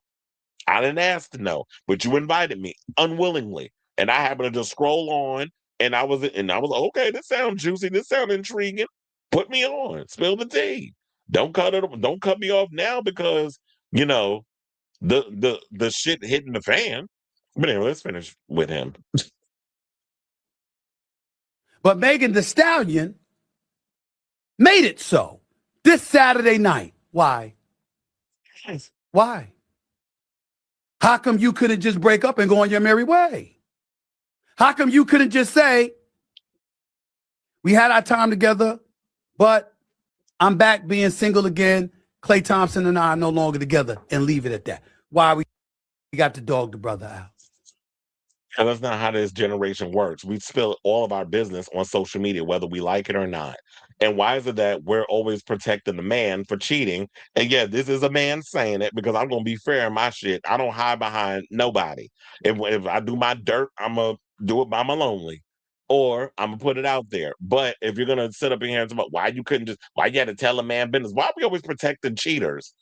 If you was out here doing that, and as an athlete, he ain't got nothing, well, he's not going to come out here and do all the gossip stuff. It's the same thing like with Cardi B and Stephon Diggs. Stephon Diggs is not going to get on social media and start bashing Cardi and saying all of that crazy stuff. That's not how a lot of these type of men work. Athletes are not running the same type of game that rappers or other genre people in different genres do. Athletes are going to sit up here and focus on the game or whatever the case is. They don't get caught up in the mess. So let her have her narrative, let her say her thing. And if anything, with him out here being a cheater, that's probably going to make him hotter amongst all these other women. Whereas we see someone like Megan getting called all types of whores and this, that, and the other, because allegedly her reputation, she's been with a lot of different dudes. But quiet as it's kept, Play with a K ain't no stranger to sleeping with a bunch of different women and being in relationships and cheating on allegedly on all the girls he's been with. So why is it that it's Megan's fault, but we're not going to also do the other side? Because we know the type of ninja that sucker ass Smith is when he wants to perpetuate a certain narrative in order to get that algorithm doing what it needs to do so that way he can get monetized. I know how the game works. Why? Does that feel? Even if that's violated, that's between you, your person, your pastor, and God. It ain't none of nobody's business. Why is this propensity existent to be telling everybody your business? All right, I think we got the point. We don't need to hear his loud and wrong all the time ass talking about stuff he don't really know what the fuck he talking about. But anyway, let's get into some of the comments, and I'm sure there's gonna be people up in here that are gonna be anti-Megan with it because we know how people over at the neighborhood talk in the shade room and the rest of y'all are. So one person said because she wants sympathy like always. Another person said y'all ladies not listening. It may sound harsh, but he's speaking some truth. You do not need to bring your problems to social media. I believe because y'all don't like him, y'all are listening to the message. Any old school person will tell you to keep people out your business. Yeah, that is true. If we was 30, 40, 50 years ago. But you got to realize this is the world we in now. We're on social media where we have to tell everybody our damn business. And don't get me wrong. I've said it before that Megan shouldn't have been out here spreading all her damn business on social media and sitting up in here gloating about her man on social media because you always, the minute you start inviting people into your personal shit, that's where the trouble starts. Because then when the ish hits the fan, then you got to save face and figure out, like, well, how do I deal with this situation? Because now I got to let people know I'm not in a relationship with this guy no more. Because she was quiet for a minute. That's why I like the Beyonce approach. Y'all don't know nothing going on with Beyonce personal life unless she put it on a song. Which, if I'm thinking about it, because I've had this conversation when we've talked about Cardi B. When she was always going in on things that Offset was doing, or Off Cheat, sorry, because that's what we call him over here. And the Stephon stuff and all the little things that she was dealing with, I was saying the same thing. You don't need to be putting your business out in these streets like this. You don't need to be putting everything on social media. But because people like all those shenanigans and the drama of it all, and that people feel like that makes her relatable in some sort of way. And she's been able to make it so that when Cardi does put personal stuff on social media, it does make her relatable because she's always come out the gate as that relatable chick. So that kind of works for her brand. But in general, when we talk about celebrities or whatever the case is, yeah, keep y'all personal stuff off social media. Like with me, if I'm dating somebody, y'all ain't gonna know it unless I want you to. But I've always, but you know, when it comes to us Virgos, we very much we're pretty much secretive when it comes to whether or not we want people to know things about us. But anyway, what's the other people saying? And a lot of people saying that they agree with him. Her tactics are revenge by damaging reputation. And then, of course, they got to bring up the Tory Lane shit. It's like, whatever. And then one person told him to shut up. Another person said the hypocrisy is loud. Sucker ass Smith. Well, that's not what they said, but that's what I call him over here. Criticizes someone for using a platform while using his own platform to do the same exact thing. That's not insight. That's projection. The volume doesn't make it valid, just louder noise. So I always said, he always think just because he be screaming, because that's the only tone that mouth of his nose, just because you loud and you try to talk like you a pastor without a church, that you feel like that makes you correct. And being loud and wrong does not make you correct. But at the end of the day,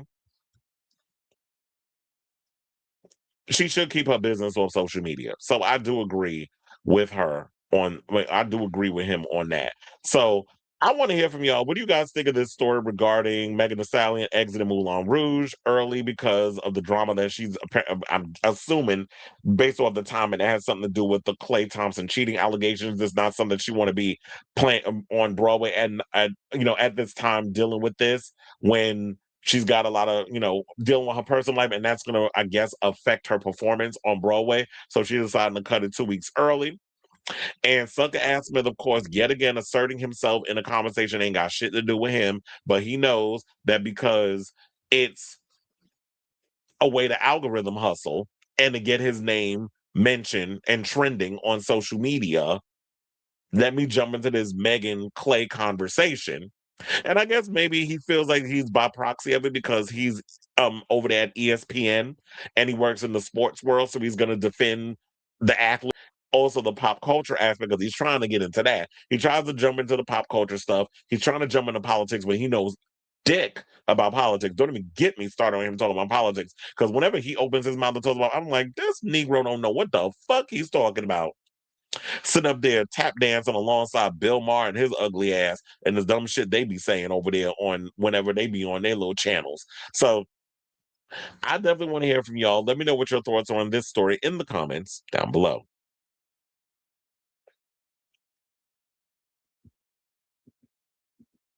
I was like, Jesus, I didn't realize I had so many windows to close. Now I gotta go to y'all comments because there's a bunch of them up in here, up in here, up in here. Y'all gonna make a bitch lose her mind. I was like, wait, what's our next topic? Oh, we got Chris Brown coming up.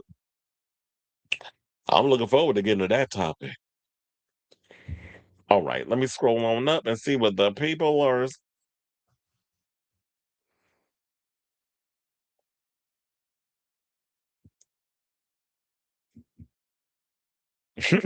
You said, I'm still laughing and singing it. I hate you. Who Sailor Murray's in the building? Oh, yeah, you didn't hear what I said earlier about The Devil Wears Prada 2. That's good. How rigorous are these shows when you don't sing? I guess personal matters are taking her out. Do you know what I thought of? It would have been so cunty if she kept this news to herself and revealed it on her album. Everyone knows she could have. You know what? That's always been my argument with that.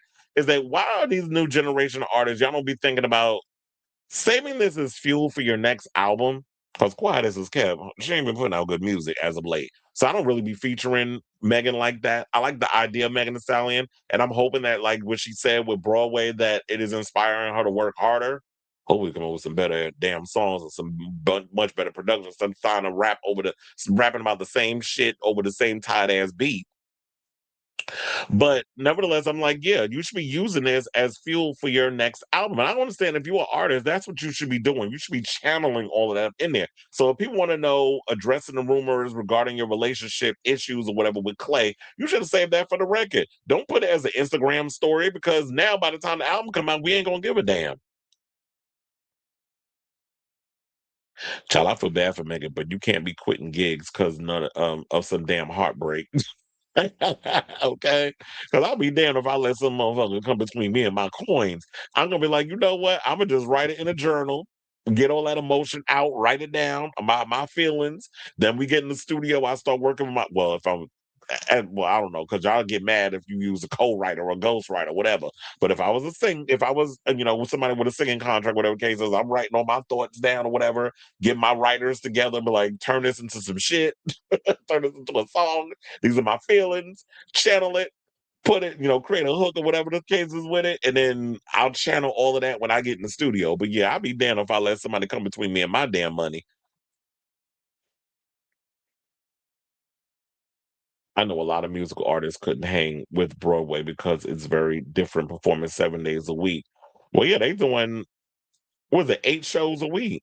So it is grueling. I mean, we saw at one point that Megan had to be rushed to the hospital, and we hear so many of the stories about how, like, even Amber, I almost said Amber Rose child, that untalented cunt, but Amber Riley was like, why she won't do Broadway because she says that the overall demand of it and how they don't really take care of a lot of the Broadway talent, she wouldn't do it. They said than doing concert dates that are normally spread out. Yeah, because it's like you get time to at least rest with the concerts. Unpopular opinion, but I don't believe she really should have disclosed publicly what happened because one, the general public has polarizing opinions on her. Yeah, and that's why I was thinking too. Maybe Megan not that bright. There's some girls out there just cute but stupid. So maybe she gives that pretty girl, but you there ain't a lot going on upstairs. Maybe she's like that because I'm like, yeah, you shouldn't have put this business out in the street. So I do agree with him on that she should have kept that to herself because, and like, even after the Tory Lane stuff, people really have a direct hate for Megan. They look for any excuse to want to pounce on her. So read the room, sis. People would have speculated on reasons why her and Clay broke up. She's getting ahead of the net. Or again, then there's that too, because they always, and they always want to say the worst. The misogyny comes out, the sexism, all that craziness. She can get ahead of the narrative, but she already has a reputation, and folks don't seem to have any sympathy for her, no matter what the lady got. Pow pow, and folks still shame her. Yeah, that's true. These not straggots. Get off that man's peen. You see, not Stephen Alopecia, wouldn't couldn't wait to try to make Megan look like a villain when Clay is the one sleeping. And I was like, that's why I say I you talking about. Well, she the one that I'm like, okay, but it takes two to tango. We don't necessarily know what part she played in the relationship because I don't think because it's like, yeah, you make yourself being like, oh, I was the doting girlfriend that was comforting him when he was going through, the pressures of his season and dealing with your bad mood swings and this that, and the other. But I'm like, I'm sure of course there's his side. And he's not going to say anything, but even with her telling her side, I don't understand why people have just made her out to be the villain. People who protect or defend cheaters or predators are likely are ones themselves. Because having concerns for the cheater than the victim is asinine. Well, sucker asinine Smith is what we probably should call him. People not feeling sympathy is better than people assuming the worst. She's not allowing people to spin it to her being the problem, at least as much as they could. But as always, men don't hold other men accountable because they're still mentally teenage boys, especially the hetero ones. Mhm. They're going to spin it on her anyway. It doesn't matter either way. This is Megan we are talking about. The whole Tory screwed her over. Absolutely, because it's like she still has to live down the whole Tory Lane situation. Even though she wasn't the one that pressed the charges, it was the state of goddamn California. But it's like nobody wants to. It doesn't compute with a lot of people in their head. They still want to blame her. I just wish Megan would have kept a low profile all along, or better yet, maybe the next time you get in a relationship, keep it to yourself. I'm not saying you need to keep it a secret. You can talk about you in a relationship, but as far as like your relationship stuff, don't be going, oh, I met with the family and all this other mess. Like, no, we don't need to know all of that. Because that's like I said, you inviting us into the group chat unwillingly And now, with that, people are going to be looking for any excuse for your relationship to fail. You got to realize there are literal haters out here in this world that don't want you to be happy at all. And I'm not just talking about her, I'm just saying in general. Anytime you put anything about yourself out here, a career up, anything going good with your career, relationships, whatever the case is, there are people out here who are just straight up haters. And I'm not one to use that word lightly because people just tend to use that word a little too loosely. The hater thing. Ain't no hateration or holleration in this dancery. He said it's not about being put in their business because even acknowledging the breakup does that. He has an issue with the call out. Why do you care? She called that man a cheater. So Steven must not got any sports to cover. Well, look, basketball season's almost over. All we got right now is the playoffs. So, oh my God, I just remembered the Knicks is playing tonight at the Garden. I'm so mad they did not schedule me for that. They did schedule me for game 7 on Saturday.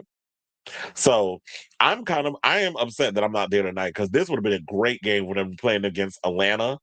And after that game that they played last, I was like, if y'all play like y'all did the other night in Atlanta in New York, where you got that tough New York City crowd, it's gonna be lit. Because I'm sure all the big celebrities is there. And man, I'm not there tonight. Oh, where'd you pop up from? Is that Madonna and Silver Price are writers of Bring Your Love. Sabrina has no writing credit, her third duet, and she's just paid to sing. With Zara Larson, A Life of a Showgirl with Taylor. Well, yeah, that's why I was like, even now when you look at the visuals of how Sabrina looks on the cover, it does seem like to me where people are thinking with this era that Madonna is pandering to the younger audience. That may be so, but also what I see as happening is she's bringing these young girls into her aesthetic instead of her trying to look like Sabrina Carpenter. Because when you look at Sabrina, that hair don't look dry on that cover because her hair usually look like it need a little moisturizer up in it. Look like y'all blow dried a little too hard. And aesthetically like in the face she's giving very Madonna with the black and white and the piercing blue eyes and that sort of thing. So when you look at the picture, it definitely feels like that she's bringing Sabrina into her world instead of Madonna trying to go into Sabrina's world. So to me, I feel like maybe the reason why people are responding so much in a positive way to this era is because this is Madonna feeling like she's confident in what she's got coming musically. The way that the rollout is happening, and she genuinely seems pretty happy. So I'm looking forward to this. I know some of the Madonna fans are upset with how this whole rollout is happening, but I'm like, sit y'all asses down. Y'all are so annoying. He said, now bring it low with Madonna. The other three writers credited are for the brand and the city for the sample of Good Life. So, like the original Confessions, it will be sampled, heavy, the celebrating club music and its culture. But unlike Renaissance, it probably be praised for being sampled like only one instead of 3 to 5 samples and say dance for divas follow Madonna's lead. One sample is enough, no need for multiple. But we'll see how it is. I mean, yeah, there's gonna be samples and stuff on the record, but I'm like, child, I know she said she don't like using samples all that much because they're expensive. But look, if Warner Brothers is footing the bill, it makes sure to operate a bit more cautious. She should stay clear from athletes or rappers. Yeah, because if you're definitely looking for somebody to commit, you're not gonna get that from an athlete or a damn rapper. They all like sticking their dick in anything with a hole. So if you want to get you I was gonna say if you want to get you a man that's gonna commit, find you a regular dude from around the way. But then again, you're gonna deal with somebody who's insecure that don't know how to deal with a woman like a Megan who is staunchly successful and doesn't need your little coins to take care of her. There's that. Look, at this point, Megan, you need to go find you a bull dagger and just go get your box eaten by a stud. That's what you need to do at this point. Pull you a Portia Williams and go find you a bull dagger. Because at this point, that seems like the only thing that's probably gonna commit to you. But then again, them girls got some hands on them. So if y'all want to be out here fighting, leave them bull daggers alone. You said the problem is like Kim Kardashian said, it's either we only be promiscuous, get called names, or stay alone. because we can't really date because they're just like I don't think that relationship with Lewis Hamilton gonna last long with her. Meg is a bisexual, so maybe now she'll take a break from the pain. If I was in her position, the next guy I would date would not be famous or as famous as Clay. Or from seeing her birth chart, she should be with a foreigner. Look, she should pull a Eve and get her a white man from across the country. But then again, they'll be like, "Oh, here they go with a white man." Well, if these niggas was doing right by the Megan Thee Stallions, they wouldn't have to go get them a white man. How about that? Not you said I would happily volunteer.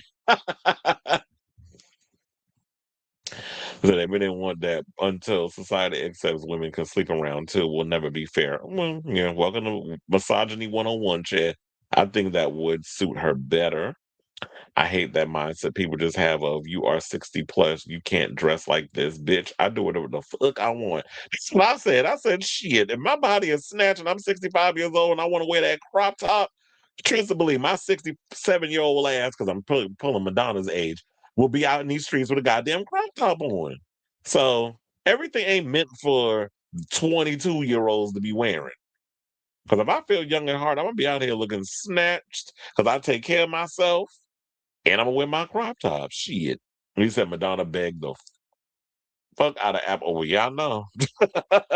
She wrote a strongly worded letter, and it happened. Now she needs to find a vibrator. Well, she can get her some of that candy coated stuff, whatever they call it, what candy coated toys or whatever. Also, Meg ain't even a wag. Why would she be expected to tolerate cheating? She ain't dependent on a man. Exactly, because somebody brought that up in the conversation about the whole wag thing.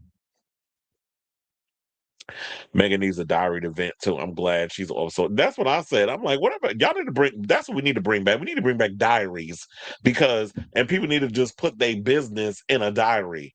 That's what Madonna does, and she bring that little book around when she working on her new album, and all her thoughts is in there. Take it old school. Get you a diary. So it definitely helps. But anyway, so now let's go from one problematic ass Negro to another, and let's talk about Chris Brown. So Chris Brown is upset because a bunch of people done came out because you already know he about to go on tour with Usher, which who saw that coming when I first saw that tea being spilled. When wasn't it once upon a time that Usher had, I mean, well, Usher got jumped by some people in Chris's camp. Well, apparently they made it work. They figured out, I guess, because even though I will say this, yeah, Chris Brown has been known for being problematic, whatever the case was, but it goes to show, because I would have said if he didn't do that stadium tour last season and that whole situation when it happened, I would have been like, well, he needed because the stadium tour would give him some relevancy, but the boy went and sold out a whole stadium tour on his own. So he don't necessarily need Usher, but the fact of that these two are going on tour together, I feel like that ignites something within the girlies that they're gonna. This is something they want to see because people have been wanting a versus between these two since long before speech replaced sign language. But now that we have this whole situation coming, this is going to be a big deal. But of course, with this tour came a lot of people who had some criticisms. And instead of Chris Brown just going about his merry way, not even addressing this mess and just focusing on putting this tour together, Chris, of course, had to get his misogynistic ass on social media and start verbally bashing women who have a problem with this tour even happening. So on Sunday, April 26th, the controversial performer spoke out amid backlash over his upcoming tour with Usher. Now, while the singer has no shortage of fans who don't care about his indiscretions, clearly, because he's be selling out these tours regardless, and y'all do be listening to him when he put out them 40-track albums. I can't even get past 13 because I'm like, that's just too much music, in my opinion. Anybody who releases a 40 track, like if Madonna was to release a 40-track album, I'm like, girl, like, I can't.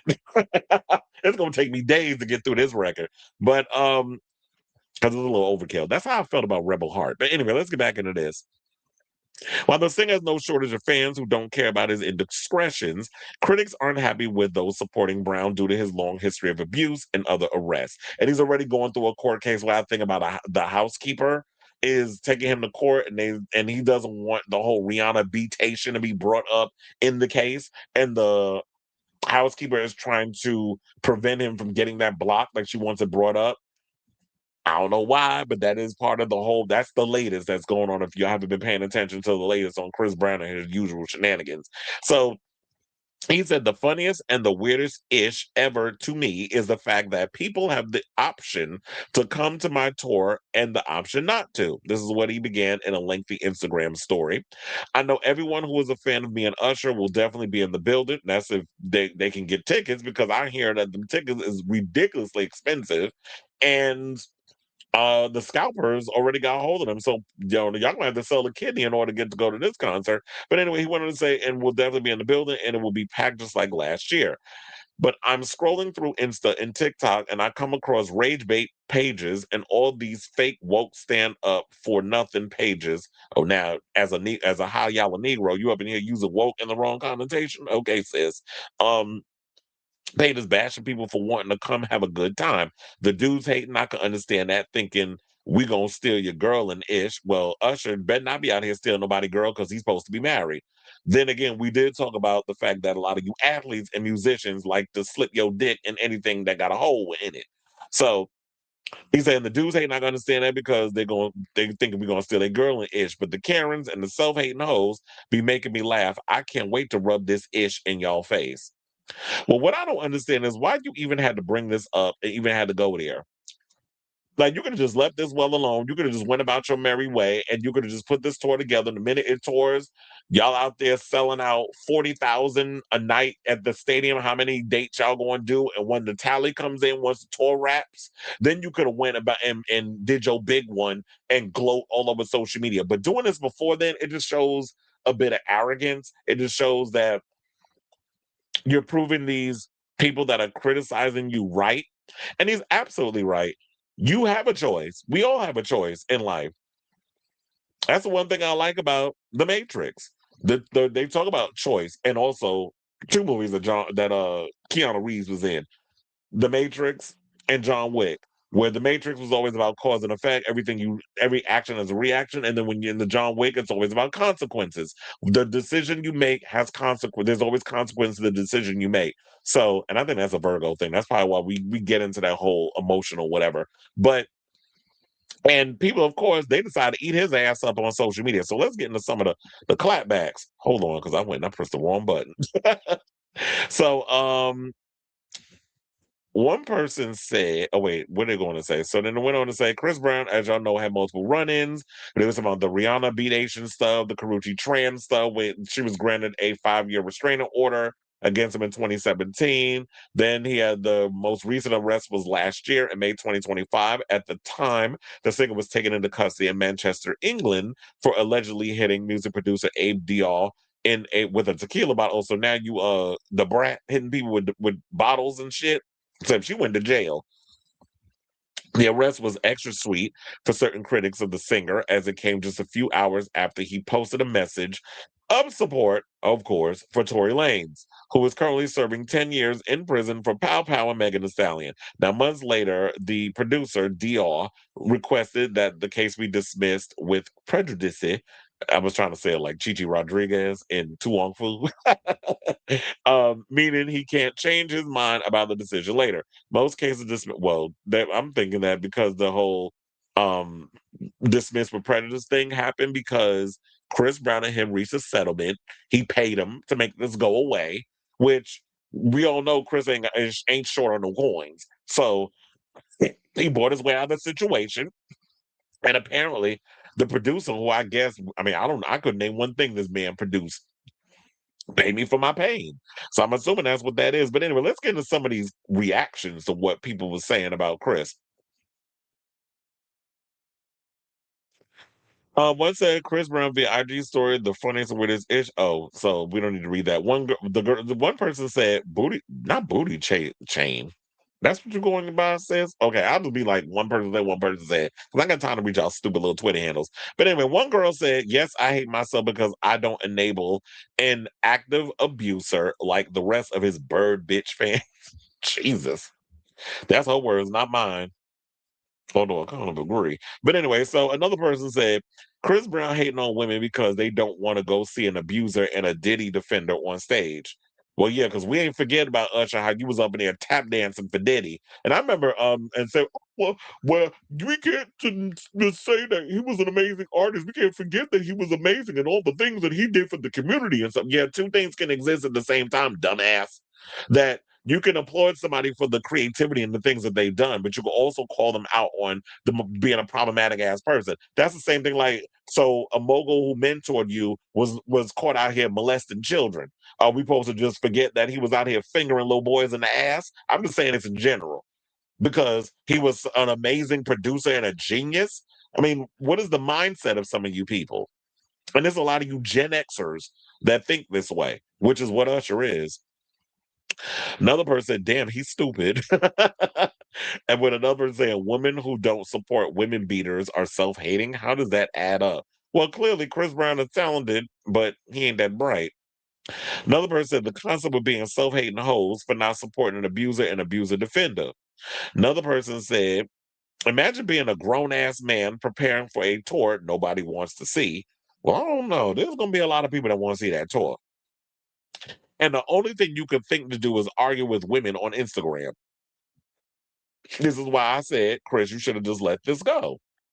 And like I said, everybody has a right to support who they want to support. If you want to go and see Chris Brown in concert, even though y'all know he problematic, and you know the way some of y'all think is, well, he ain't do that to me, so it's not going to affect me in no way. And that's how people think. As long as it don't affect them, they don't give a shit. Hence why we had that situation with problematic ass Jocelyn Hernandez, where she all of a sudden, when you was over there on the Zeus network, you ain't had no problem with Lemmy doing allegedly the things you said he was doing to them birds over there on that show who wanted a moment on TV and a little coin because nobody wants to go out and get a regular damn job. But then again, in this current regime, jobs ain't being built, so you got to do what you got to do in order to pay them damn bills. So they thinking they got to go on a show like this, a channel like the Zeus network, and start fighting each other and pulling people wigs and shit off in order to have some type of 15 minutes and to make get a little financial compensation. But then when all of a sudden you couldn't go off and do your own thing, now you want us to feel sorry for you. It's the same thing over here on this side of the situation with Chris. Is the fact that people can go support and listen to whoever it is that they want to listen to. But you also got to realize that people are going to have their opinions about you regardless. It's like, yeah, people still see you as that boy that beat up on Rihanna or whatever the case is. Yes, Rihanna moved on. She got 3 kids with ASAP Rocky. She living her best life. She's a billionaire. She ain't letting all this stuff bother her. And she and Chris have come to some sort of understanding. We get that. But I think what the issue is, if it was a one and done situation with Chris Brown, people I don't think will be going as hard on him as they are now. I think what it is that because he's repeatedly done things where physical violence is the only answer that he can come to a conclusion to, especially when you should know that, you know, anything you do, there's always going to be somebody here that's going to try to get financial compensation because you're a rich person, you're a rich celebrity, you're a high profile celebrity. So instead of you learning your lesson, you thinking you rather be out here instead of being the next Usher, you want to be the next Bobby Brown and be all problematic. And I'm talking about Bobby Brown back in the day because Bobby Brown has changed in his old age. But back in the day, Bobby Brown was a nuisance, and he was the bad boy of R&B, not the king of R&B, which Whitney coined him as, but he was the bad boy of R&B. So you like that bad boy persona because of the attention it gives you, and it makes you look cool in the eyes of, you know, the industry, and you know how the double standard is when it comes to men versus women and how they're treated in this industry based off of how they carry themselves. So I definitely want to hear from y'all in regards to this whole situation. So, whatever your thoughts are on this Chris Brown matter, do you agree with him on what he had to say, or do you think, yeah, you should have just left this alone? I don't know why you had to go speak on it and bring attention to this thing because yeah, people are criticizing you. It just goes to show that you got some fit as you it just shows that you got thin skin, basically. That you're sensitive and you can't take criticisms. And you've been in this industry long enough that you should know that water off a duck's back. Don't let it bother you. But a leopard will never change its spots, and Chris Brown has shown that time and time again. So let me know what you guys think of this story in the comments down below.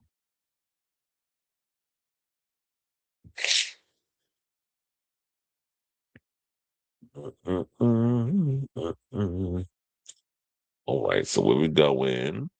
Um,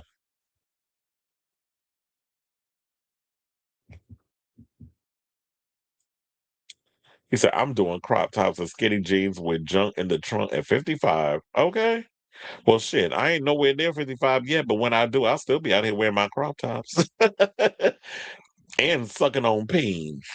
He said, Twitter is the perfect diary at this point. Not Twitter. He said, Chris Brown needs a diary too, but he may be, oh, not a literature. Usher is clearly riding Chris' coattails, and Usher is weak as fuck because didn't Chris put his hand? Yeah, that's what I'm saying. Usher got his ass beat allegedly by Chris Brown and some of his people, and now you running around doing a tour with him. Oh yeah, I forgot about that whole Tiana situation where he put hands on her. I remember that Tiana Taylor story. 5 hours of bonus features, but notice Ready or Not 2 isn't available to rent or own digitally, but Radio Silence is acting like the film doesn't exist. Well, that's stupid. Well, that's why I'd be a little worried about the whole them doing the mummy. Because one of the things I've noticed about Radio Silence is they're not good with developing pre-existing IPs, even though Ready or Not 2 is their own IP. And here's the funny part. How is it that They Will Kill You, which came out a week after Ready or Not 2, is already available to watch at home on Prime Video, but not Ready or Not 2? Make that make sense.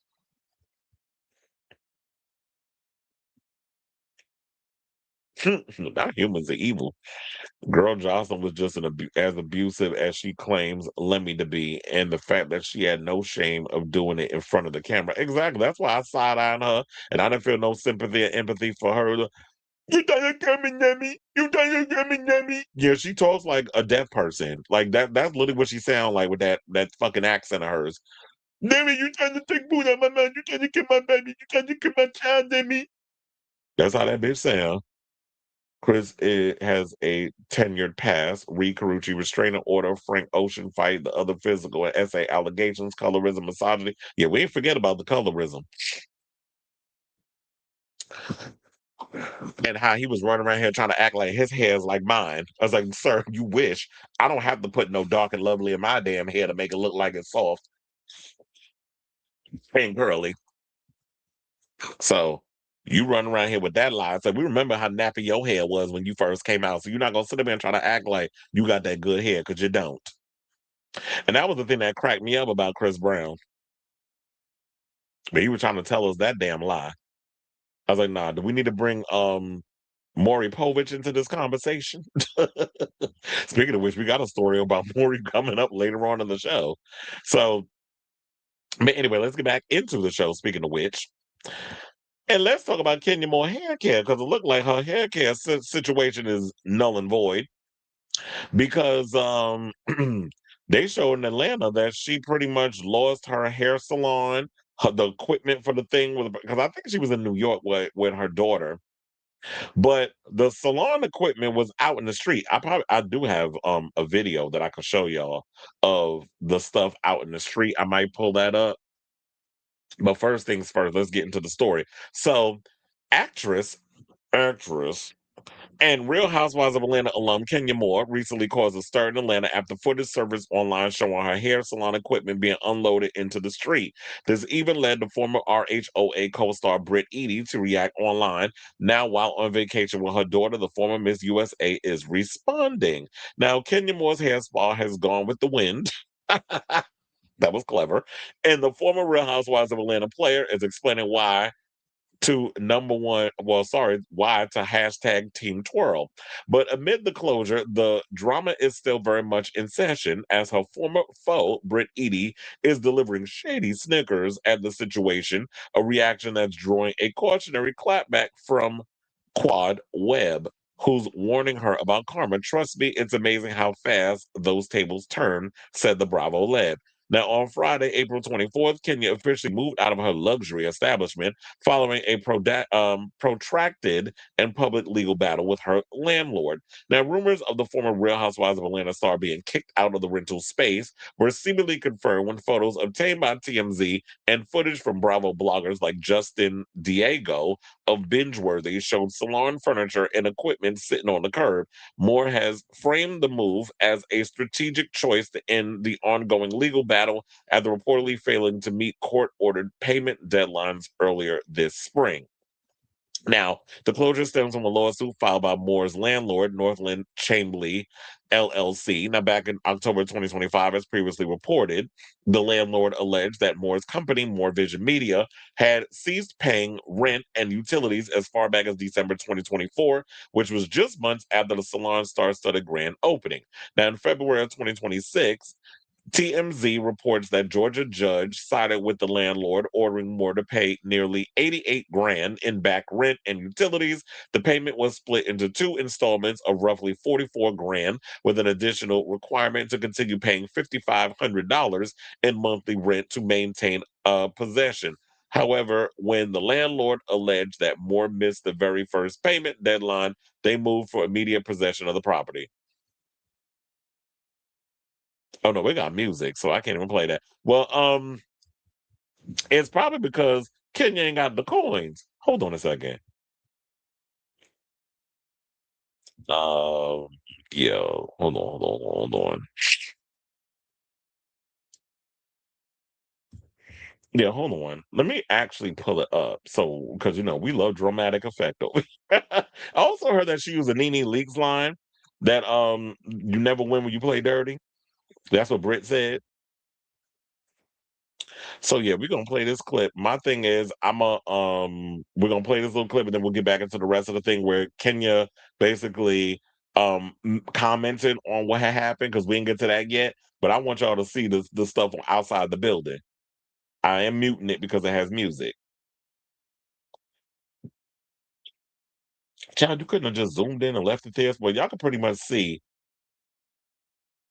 I'll just pause it there. So yeah, you can clearly see in the picture all the stuff from the salon is outside on the street. But I'm starting to think because Kenya said, um, yeah, she said she countered these claims by alleging that the landlord failed to honor a contractual agreement to reimburse her for 80 grand in improvement funds because she said that she had poured money into improving the establishment. She said, my only recourse was to withhold rent and file a countersuit. She maintains that she invested over 300 grand to transform the space from a plain white space into a luxury spa, and it says she is the one who's owed money. Well, my thing is this: if you are owed money, then you need to present these receipts in the court. Now, on Saturday, she took to the official Kenya Moore Hair Spa Instagram page to address the salon's closure, citing an ongoing legal dispute with her landlord. I think I also have that. Hold on, because we're gonna pull that up. Oh wait, that's not it. Because I know there's another one that I had up in here. Do I do? Well, Kenya went and took the hub page, and there she got this whole little podcast, but that was like 43 weeks ago. I don't know if that's the same thing, but I have her statement, so we'll just use that. She said, I spent the last several weeks moving out of my salon as a result of my ongoing legal battle with the landlord who has failed to reimburse me nearly 80K in improvement funds I'm rightfully owed. This is what she wrote alongside a video of herself and her daughter, Brooklyn Daly, running through the streets of Tokyo, Japan. Yeah, somebody was saying that was New York. I'm like, we are metropolitan, and I know Times Square, but we don't got that many damn technical things in the. I know what Times Square look like, so I know I ain't bugging. But I'm glad it was confirmed. Did I post that one? Oh yeah, I did. So I do have that. Hold on. Let me pull that up. It was this video. Let's say I'm put where her big old booty and I'm running in the street. I saw y'all should be doing that when you in Tokyo, running around in the street. So yeah, so she said,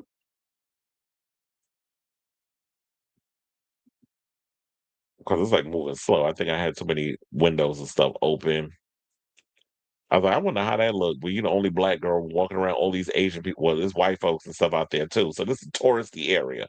So she said, I have spent the last several weeks moving out of my salon as a result of my ongoing legal battle with the landlord who has failed to reimburse me 80K. I am rightfully owed. My only recourse was to withhold rent and file a countersuit. I already have my outfit laid out for court, child. To all the amazing women and the men who came in and twirled out in style, thank you from the bottom of my heart. The salon chapter is closing. Trust me, it's not the end. It's just the beginning of a new era. Stay tuned for what's next. Well, it's cute or whatever that she over in Japan living her best life or whatever the case is. But I do think that in so many ways, I think maybe the problem with Kenya is she was in over her head. I think that in a lot of ways, Kenya thought that she was going to use the salon as a storyline for Real Housewives of Atlanta. But then when she decided to do the RP stuff with Brit posting those those inappropriate photos of her doing sexual stuff to some man, I don't know if it was a husband, who some said is a homosexual, or some other man in her past. I don't know if that had anything to do with. I mean, that basically had something to do with them firing Kenya or letting her go, because they don't like to use the word. They let her go, whatever, and then Kenya don't have a job now. So using a show like Real Housewives of Atlanta, which say what you want about Real Housewives of Atlanta, and for the past couple of seasons, yeah, they've been struggling to get people interested in the show. Although I'm hearing this new season with Kay Michelle and them is actually pretty good, but in the past when Kenya Moore was a part of the show wasn't popping like that. But to be a part of a show like The Real Housewives of Atlanta, that is a good look on your resume. And regardless of even how the ratings was, she still had to reach where she could get people interested in wanting to come to her spa. But you know how it is in this industry, out of sight, out of mind. So the money and everything probably wasn't coming in the way that she wanted. So but then Brit Eady decided to respond, who, girl, nobody cares about your ass because I didn't like you when you was on the damn show. Um, yeah, so she wound up saying that it said, as previously reported, the Kenya Moore hair spa was the site of the infamous photo scandal involving newcomer Brit Eady and ultimately led to Moore's indefinite exit. So you already know, like what we said before, what Brit had to say, because that's what it was talking about in the story. Um, Shout out to Baller Alert for putting all this together. But yeah, you fumbled a big bag with this, Kenya, because you had a good thing going. You decided to mess it up because you let this lady fuck up your bag because you felt the need that you had to go in like you was doing before with the scepter prop and the fan flicking the flacking, well, clacking the fan like you was a drag queen and doing all that stuff, and it was cute, and Gone with the Wind, Fabulous, and twirling. You have your little moments, and it was cute or whatever at the time. But then when you took it this far with this situation, yes, it's good grist for the mill. Yes, it makes good TV, but in the era of Me Too, Times Up, and all these other things, you know how sensitive this industry is, and they don't want to be out here acting like they're enabling RP, revenge P, if you want to call it that. Um, because then they get hit with a lawsuit, even though they probably looking at it as, oh, this is good TV. But they don't want to get caught up in a lawsuit. So now, to save face, they had to fire you. And now Brit Eady ain't coming back didn't come back after season one because she was a bore and annoying and nobody liked her. So that was the best thing. So good luck, Kenya, on whatever your next endeavor is. But yeah, you had a good thing going over there at the Housewives, and you just fucked that up. So I say all this to say, what do you guys think of this story regarding the latest on Kenya Moore stuff being put out in the street? I should be laughing, but it was only a matter of time before that business was gonna fail.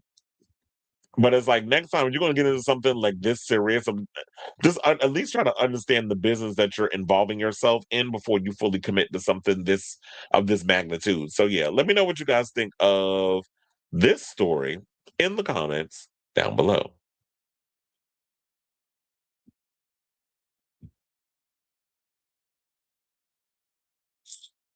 Oh yeah, I heard about that. Miss Juicy got arrested. That was a mess, child. Um, I got to look into that, but yeah, I heard Miss Juicy got arrested. Oh wait, did I do the wrong? Yeah, I got opened up the wrong thing. I was like, wait a minute, this ain't the topic we about to go into. We got to go into this Shannon Elizabeth story. So yeah, let's move on to our next topic. And let's talk about Shannon Elizabeth. So Shannon Elizabeth, as y'all know, is famous for she's been in a couple of movies. Did she do that movie with what the hell's her name? Rod Digger, where they was up in that ghost house and she was the nanny. But also we know her as more famously playing Nadia in American Pie, which I freaking love that movie. Like somebody asked me earlier, what are the type of movies I like?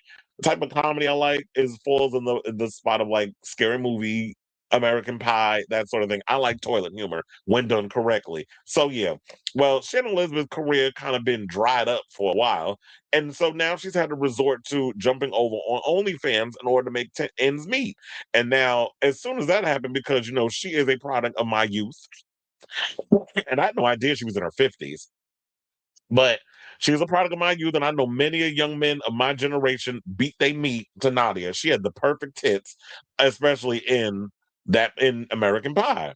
And we all know that scene with Jason Biggs and the whole thing of him beating his meat to her, and the pie thing, and so many other crazy things that they put in that movie. I can't believe they got away with the shit of the type of comedy they did back in those days.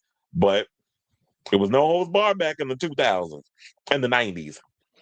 But anyway, so with her jumping on OnlyFans, since I would say she was a product of a lot of my youth desires, and a lot of those guys are much older, they're like in their late 30s and probably 40s, or maybe even older than that. She's now talking about that she made more than seven figures in a week since she made her announcement. So Miss Thing is making bank. She probably made more money than Denise Richards, who was another product of my generation. So, following the American Pie star's recent foray into posting content on OnlyFans, isn't that all they post on there is content? A source tells people that the actress brought in more than seven figures on the platform in her first week. Elizabeth, who's 52, is really making a name for herself on OnlyFans, continues the insider, noting that the content she posted does not feature full nudity, saying she is super happy and now gets to take control and be engaged with her fans. People previously learned that on April 16th, the day her OF account officially launched, Elizabeth also quietly filed for divorce from Simon Borcher, her husband since 2021. Now that she's single, she wants to have a bit more freedom and be wild, the source said at the time, calling the split rather fresh. Well, you only been married 4 years. So now they said the description for Elizabeth's account on the platform reads, "Here you'll find a side of me that doesn't make it into movies, more playful, spontaneous, and completely unscripted. If you've ever been curious what I'm really like, you're about to find out. I've spent my entire career working in Hollywood where other people control the narrative and the outcome of my career." That's one of the things about being an actor. Is like, yeah, you're literally a blank vessel and you're just there to be a piece of what's on the page. So they get to control and tell you where to stand, how to behave, what to wear, what to say, all those things. When you're on a place like OF, you get to be your natural self. People feel like they know you in a lot of ways, a heightened version, and you just can create whatever narrative you want. But there are people that genuinely themselves on those platforms as well. And so she said, this new chapter is about changing that, showing off a more sexy side no one has seen, and be closer to my fans. Now, in addition to 99's American Pie, she also starred in. Oh, she was. It's funny I mentioned Scary Movie. She was in that. I totally forgot. Along with Carmen Electra. Titles include Scary Movie, Jay and Silent Bob Strike Back, 13 Ghosts. I don't know why I can remember the name of that damn movie. I love 13 Ghosts with Rod Digger when she went scratch that record. That scene was funny because it's like, oh, let's play back in her rap days. Um, and Love Actually. She also has a movie called First Witch among her upcoming screen products and projects. And I love the fact that, you know what? OF is not such a dirty word with a lot of people anymore. That there are people that just do it, that have OF accounts and are working in Hollywood, but are still being their authentic selves. And so we love to see it for her. And I'm sure that with her doing OF, this is just fulfilling a lot of fantasies of a lot of men who loved her from back in the day and thinking they're going to see full on whatever they're expecting beyond the character of Nadia that she played in American Pie. Because Look, Shannon's a beautiful woman. She's always been known as playing sort of like the sex kitten. And if this is the direction she wants to go in, and she feels like she makes more money doing this than being at the mercy of her whichever gig that's gonna come next in Hollywood, then who are we to judge? So I say all this to say, what do you guys think of this story regarding Shannon Elizabeth out here showing a side of herself that she said that not many people have been able to see, but you get to pay for it. I don't even know what the initial fee is to like subscribe to her OF because they didn't put that up in here. What's how much you charging? $20? But whatever. Regardless of the fact, let me know what your thoughts are on this story in the comments down below. All right, so now let's see what the people are saying in the comments. Just a suspended license and no insurance. Yeah, free her. I feel so free. Tops Billboard top hot dance single sales chart and lots of components on the dance charts. Good for her. I love toilet humor. I have a soft spot for Freddie Got Fingered. Well, first of all, the funniness is in the title alone.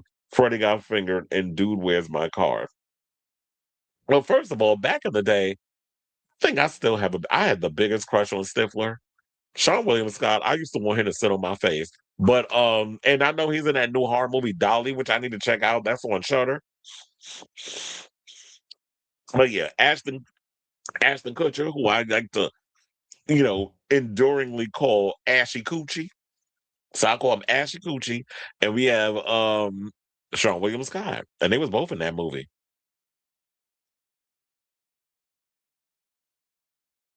But yeah, Dude, Where's My Car? And wasn't there a scene in Dude, Where's My Car where they actually made out with each other? That scene alone was hot.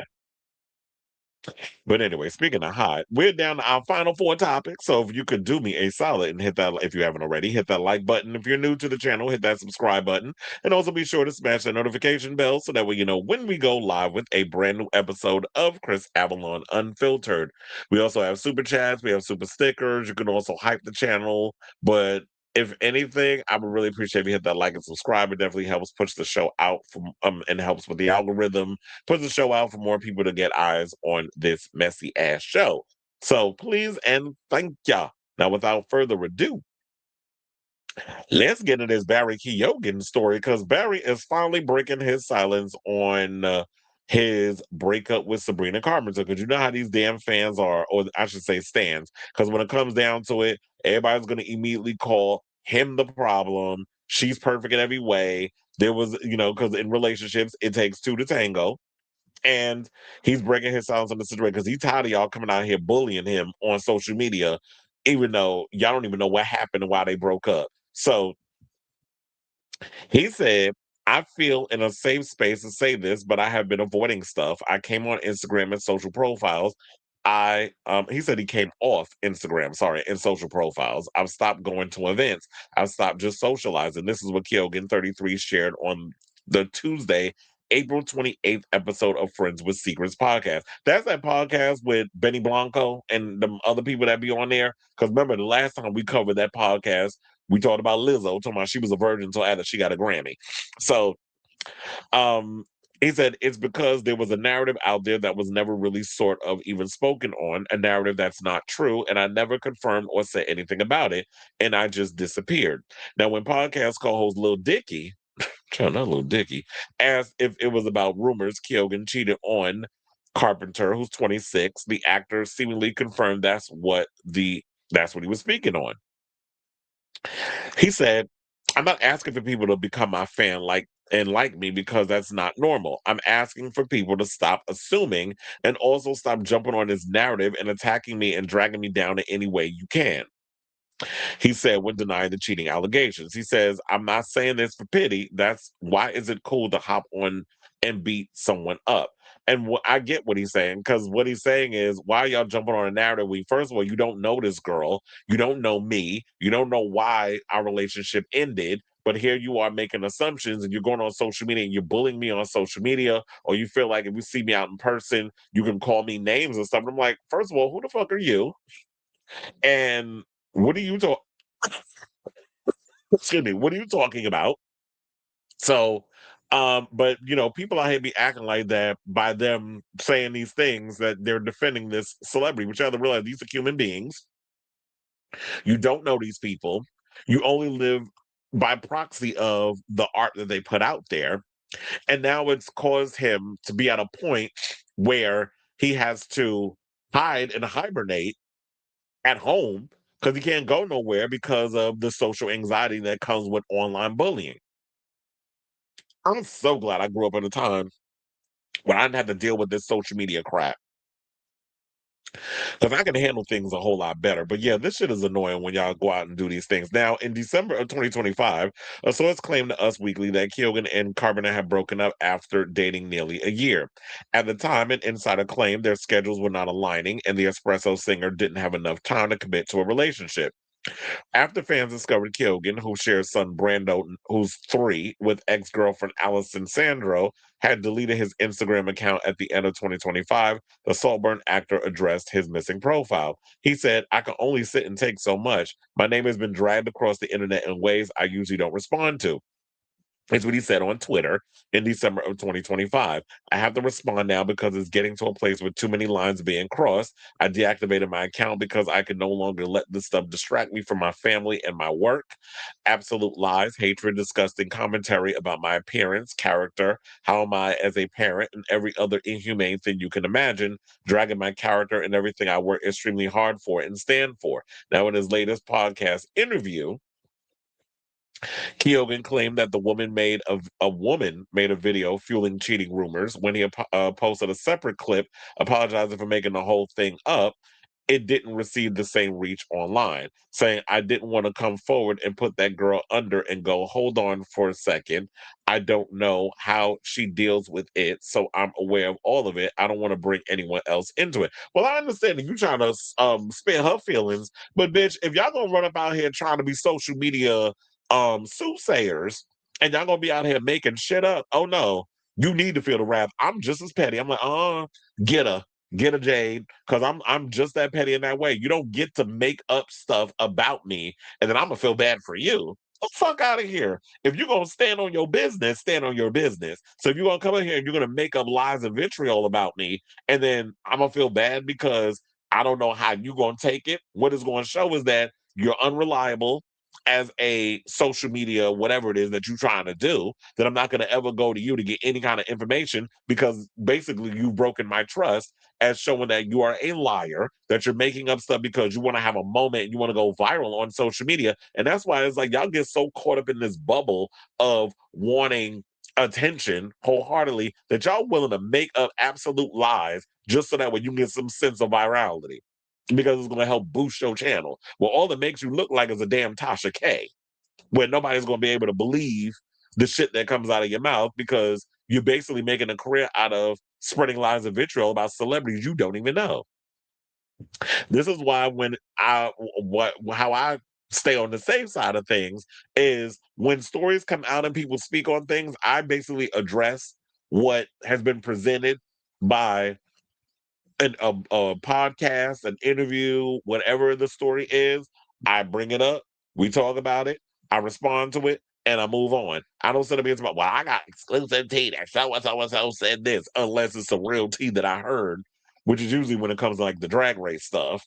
I'll bring that here because I have inside intel on those things. But when it comes to other celebrities, like I don't know these people like that, so I'm not gonna sit up here and make some shit up about some Barry Keoghan because I want to go viral. If I go viral, I go viral. But I'm not going to sit up here and algorithm hustle and lie just because I want attention and I want a moment, like some of you people up on here on social media do. So, um, things get amplified, things get messy, and I guess it is what it is. So, um, I'm glad that he addressed it. Hopefully, people will leave him alone. But people are people at the end of the day, and they still gonna be out here being assholes. So, but don't let that stop you. I wanted that picture of him was like because he's still doing the Beatles. That's why he got that hair. So, anyway, in the meantime, I definitely want to hear from y'all. What do you guys think of this story? What Barry had to say in regards of how the rumors regarding his breakup from Sabrina Carpenter has affected his personal life. So, whatever your thoughts are, let me know in the comments down below.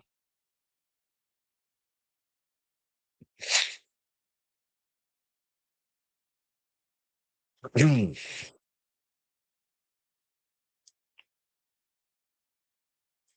I like Need for Speed? Wait, what is that? Did I miss something?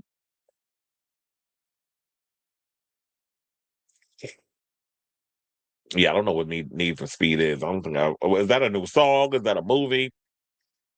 Because if I mean, because there was a Need for Speed movie with the dude from oh my god, what's his name? Not Aaron Hall, Aaron Paul. They made a movie based off that video game. That movie was not that good though. But he said Shannon Elizabeth is a queen, by the way. Wish she returned for a cameo in that '90s show. Well, that '90s show wasn't that like that didn't last long, right? Not as long as that '70s show. Basically, Barry and Josh left social media. Josh Hutcherson was attacked by. I love me some Josh Hutcherson. That boy can sit on my face. Was attacked by Swifties for saying Taylor Swift isn't his. I mean, so if he don't like her basic ass, that's his right to say that. The fuck. I'm not yelling at you. I just get annoyed with these goddamn Swifties. But if it's not his cup of tea, it's not. If you like her basic ass, then like her. The fuck? I hate when people get mad because if you don't specifically like somebody, then they went, "Oh, you hate women. Oh, you're myself." No, I don't like that bitch. I didn't sound like any bitch. I said I don't like her. There's a difference. And he said it's just not his type of music. He likes heavy metal. Exactly. So if you like a little heavier stuff. He don't like hearing women running through, tiptoeing through the damn tulips in a damn daisy dress. Or like one of those dresses them damn Mormon girls be wearing. And then that's his prerogative. He like throwing up the devil horns and banging his head around till he get a damn headache. That's his cup of tea. The fuck? He said I'm more or less I like Tool over some damn Taylor.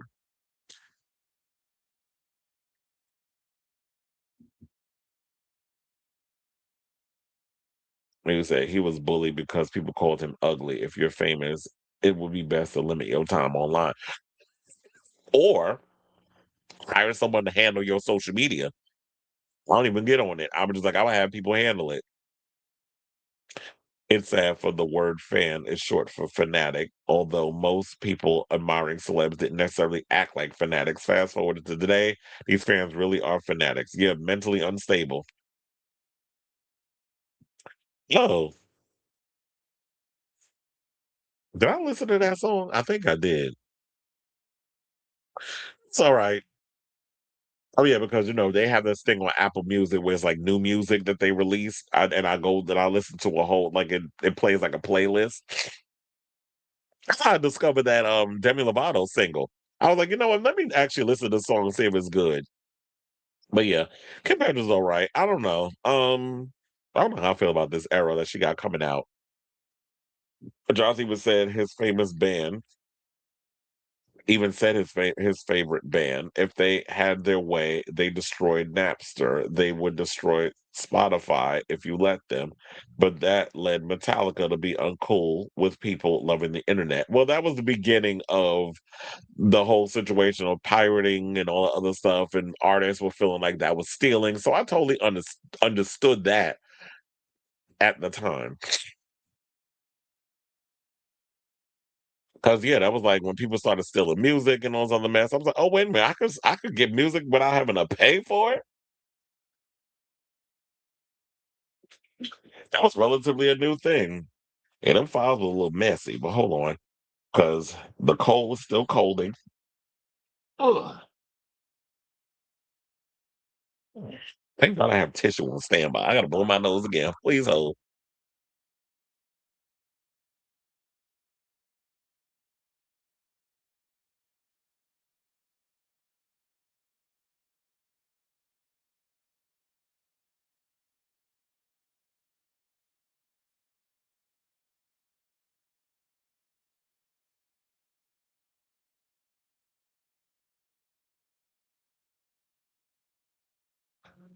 Oh Lord, I can't wait for this to be over. This damn cold, yeah. Anyway, I think that's it with the comments for now. Okay, y'all, let's get back into the show. And let's talk about Maury Povich, who is like someone, of course, that I grew up watching. in regards to like talk shows back in the day. Well, he sat down for interview. First of all, I didn't even know Maury was running around here doing a podcast. But yeah, like millions of others, he got a podcast, life after doing the talk show, which Karamo done took over. Now Karamo about to be unemployed on both ends with Karamo and Queer Eye. But yeah, nevertheless, Maury done jumped on the whole podcast situation, and he had Ricki Lake as a guest. Who Ricki Lake was somebody who was of my generation, that was like this young girl who was in her 20s. I was in school when her talk show debuted, and definitely I would say with that show, that was like something that I feel like someone as young as I was would run home from school, go and do my homework, and have be ready on time because the show used to come on 5 o'clock on channel 11. I remember like it was yesterday. And so many of the crazy topics that she would cover very, very much felt into the lines of reaching out and getting to the youth. So I think that's probably where the story regarding Maury and saying that Ricki scared the ish out of a lot of her contemporaries, like it was her and Oprah and Donahue and Sally Jesse Raphael and Montel Williams and so many of those people at that time, they were thriving in the talk show space. And then of course when Ricki Lake comes along, it's like she scared the mess out of them because she had her hooks on my generation. She had her hooks on the youth. And a lot of us young people would go home and we would watch her show over these other talk shows because they were leaning more middle America, housewives sitting at home, cooking the food, taking care of the kids, all that sort of thing. But Ricki was leaning towards my generation. And especially when she would have drag queens and stuff on her show and the gays would come on. And that was especially what Ricki lived for, because Ricki is a fag hag, quiet as it's kept. And her coming from that whole John Waters era, because that's where she got her start in acting with Hairspray and Serial Mom and some of those other films, she had her hooks into the gay community. So she was an ally and she was, that sort of thing. That's, I think, also why we lived for her. But let's get into the article courtesy of Entertainment Weekly. So they said, you scared the shit out of the rest of us. This this is what he told her on Monday's edition of On Par with Maury Povich. When Ricki came on, you had to understand the 90s were the golden age of daytime talk shows. I mean, there were 20 of us on air, and most of us were in our 40s and 50s, and maybe even older. And here comes this 23-year-old who gets the youngest audience of us all, and we were scared shitless. Now, Lake, the show's guest star, noted that many of her competitors made changes after her series premiered 2 years after the debut of Maury. She said, well, you change your formats, a lot of you. You change the tone of the show. I don't know if I want credit for all of it. Well, I think you should give credit to Ricki Lake because yeah, the way that Ricki Lake did her show, it was showing like looking back on it, a lot of those shows a lot of them were much older. When you look at Sally Jesse, I had no idea that lady was like in her 90s. I thought she was way younger than that back then. But now, yeah, she in her 90s. Still got that red hair. But it was like when you had all those shows and stuff back then, they did change their format and try to go more of the Ricki Lake route because she had her finger on the pulse of the youth. Even at a point when I remember when I was in school, and I never told nobody this, but look, I've been wanting to do the talk show thing since I was a little kid. Because at one point I told you my teacher, Carpenter Cunningham, who was an actress, I don't know if she's still around. I haven't heard from her in a month. I haven't heard from her in years. But my teacher, Copper Cunningham, I remember talking to her about I wanted to put a talk show together, and we were going to work on a pilot. Because at one point I got to go on Geraldo's show. I got to meet Geraldo backstage back in the day because one of my teacher's friends was the gossip columnist Flo Anthony, and I actually got to meet her and everything. And what was going to happen was we were going to shoot a pilot. I was going to interview Flo and do the whole celebrity news gossip thing because that was kind of like where I was leaning towards. That was the type of stuff that I wanted to discuss. Pop culture, similar to shit that I do now. So when people think I just be jumping on wanting to be like the rest of these pop girls, no, this has been a thing that I've been wanting to do since I was a kid. I mean, yeah, I love music and film and I studied all those things, but also just entertainment, that whole industry and how the gumbo was made, all that stuff. All of that has kind of been in my wheelhouse since I was this big. So, um, I don't know. It just took me back to that moment when I was just thinking about this. And Ricki was an inspiration of one of the people that I admired. It was her. Howard Stern, and Wendy Williams. That was like my trifecta of people who have been inspirations for me in regards of the whole talk show podcast. Now what we have as podcast, but the whole talk show gift of gab sort of thing. So now Povich, whose own Maury became known for its paternity test, explained the talk shows of that era started kind of tame before it became the site of infamous bad behavior, especially what we got from like shows like the Jerry Springer Show and the Jenny Jones Show. Because we already remember what happened with Jenny Jones when she invited that man that came on the show that was talking about he had a crush on another man, and he ended up dead after that episode aired. So Lake noted that when she entered the marketplace, the genre was skewing over 50. After she left in 2004, Povich was the youngest skewing. He said Povich stayed on air until 2022. The end of the show was also the topic of their conversation, with Povich noting that both left on top, saying, I could have done it for maybe a decade longer, Lake said. I made that choice. 9/11 was a huge trajectory shift in my life. Every aspect of my life changed from witnessing that experience that day from my West Village apartment. I was so freaked out watching that plane fly down the Hudson and hit that building. Well, trust and believe, we all kind of felt that because I remember where I was the day that 9/11 happened. I think those of us who live in New York, we actually remember where we were the day that 9/11 happened. So she also recalled being a young mother to sons Milo, now 29, and 24-year-old Owen, whose father is Lake's ex-husband, Rob Sussman. Didn't one of her husbands die? She said, I had a 2-month-old and a 4-year-old. I was lactating. I was a lactating new mother protecting my cubs. I just felt like the world was coming to an end that day. And I had an epiphany on the roof of my building as I watched it all unfold, that I would leave New York, that I would leave my job, that I would leave ultimately my marriage, Lay explained. And it took a lot of planning. It took a couple of years to finish my contract. I couldn't walk away from my show, but I knew I wasn't going to renew beyond that, the term that I had agreed to. She eventually relocated to California and began making documentary films and being more behind the scenes, saying, I felt like through that show, though that show was a phenomenon, and I think we did so much good for young people to get conversations going for people who were marginalized and not represented to be seen on TV. I think there's a lot of good that came out of our show. But for me personally, I was like an actor for hire in a lot of ways. My producers did the whole thing. I didn't have a voice, really. Since she left daytime TV, Lake has executive produced projects, including the 2008 doc, The Business of Being Born, and 2021's The Business of Birth Control. She's also acted in TV series such as Drop Dead Diva and Crazy Ex-Girlfriend. So, yes, like I said, so many ways, Ricki was an inspiration for people like me. I didn't even know that side of her somewhere. She was like, you know what? All of this drama that happened with um 9/11, that pretty much changed her perspective of whether or not she wanted to continue living in New York, especially because people have to realize it was such a dire time when that whole situation happened.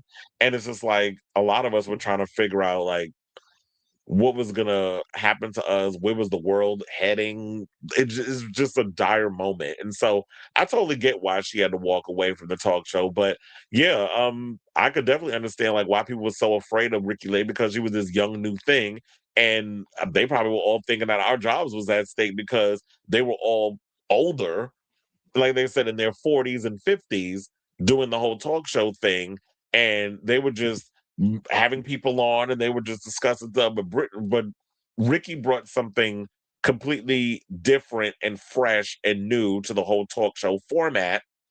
And it's sad to hear that she didn't really have a voice in what it was that she was doing over there.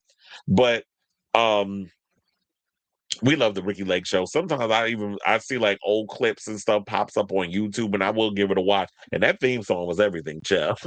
So I used to live for that Go Ricki theme song. But anyway, so I say all this to say, now that I'm done being all nostalgic, what do you guys think of this story in regards of what Maury had to say? I mean, were you a fan of the Ricki Lake show back in the day? How did it make you feel when you watched that show? I told you that show was everything. Like, I just felt like we finally had a show that spoke to the youth, and I wanted to be at the time, even skewering younger, wanted to be like the youngest kid to actually have a talk show if we could have made that whole situation work. But sadly, it didn't. But look, the way that technology and everything works now, in a way, I got my talk show, but I still leave it out in the open that one day I will literally have my own show with an audience and doing the things that I actually want to do with an actual show on maybe a streaming service or whatever. So let me know what you guys think of this story in the comments down below.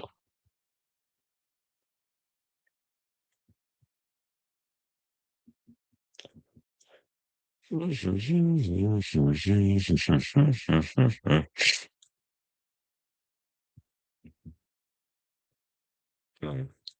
said Metallica suit Napster didn't stop people downloading music. Exactly.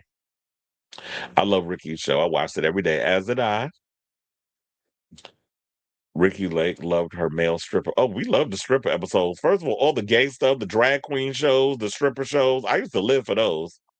I used to try to act like when I was a teenager I wasn't interested, but child, I used to live. I had to do that when I was watching. I was like, I ain't interested in watching all of this, but I'm sitting there looking at all them dicks and the strippers and the butt cheeks and all that. The stuff we got away with in daytime TV back in those days. Ricki had teens and people in their 20s as her core audience. Absolutely. And I even got to be in the audience for her show. Because I remember the time when um I was sitting and while the episode was happening, I was cracking little jokes in the audience. And I remember I used to have the cameraman laughing based over the stuff that I would say. And I remember like one of my classmates, Marja Smith, actually got to be in an episode. I think it was a baby daddy episode or something or another. One of my classmates from like the fourth grade and the fifth grade. Because the one thing about those of us in school, when I used to live in Brownsville, Brooklyn, and when I went to PS 327, now known as the Roseby English High School or Roseby English School, I think is what they call it now. And Roseby English was my actual principal. Like I knew her personally, her and Miss Mitchell.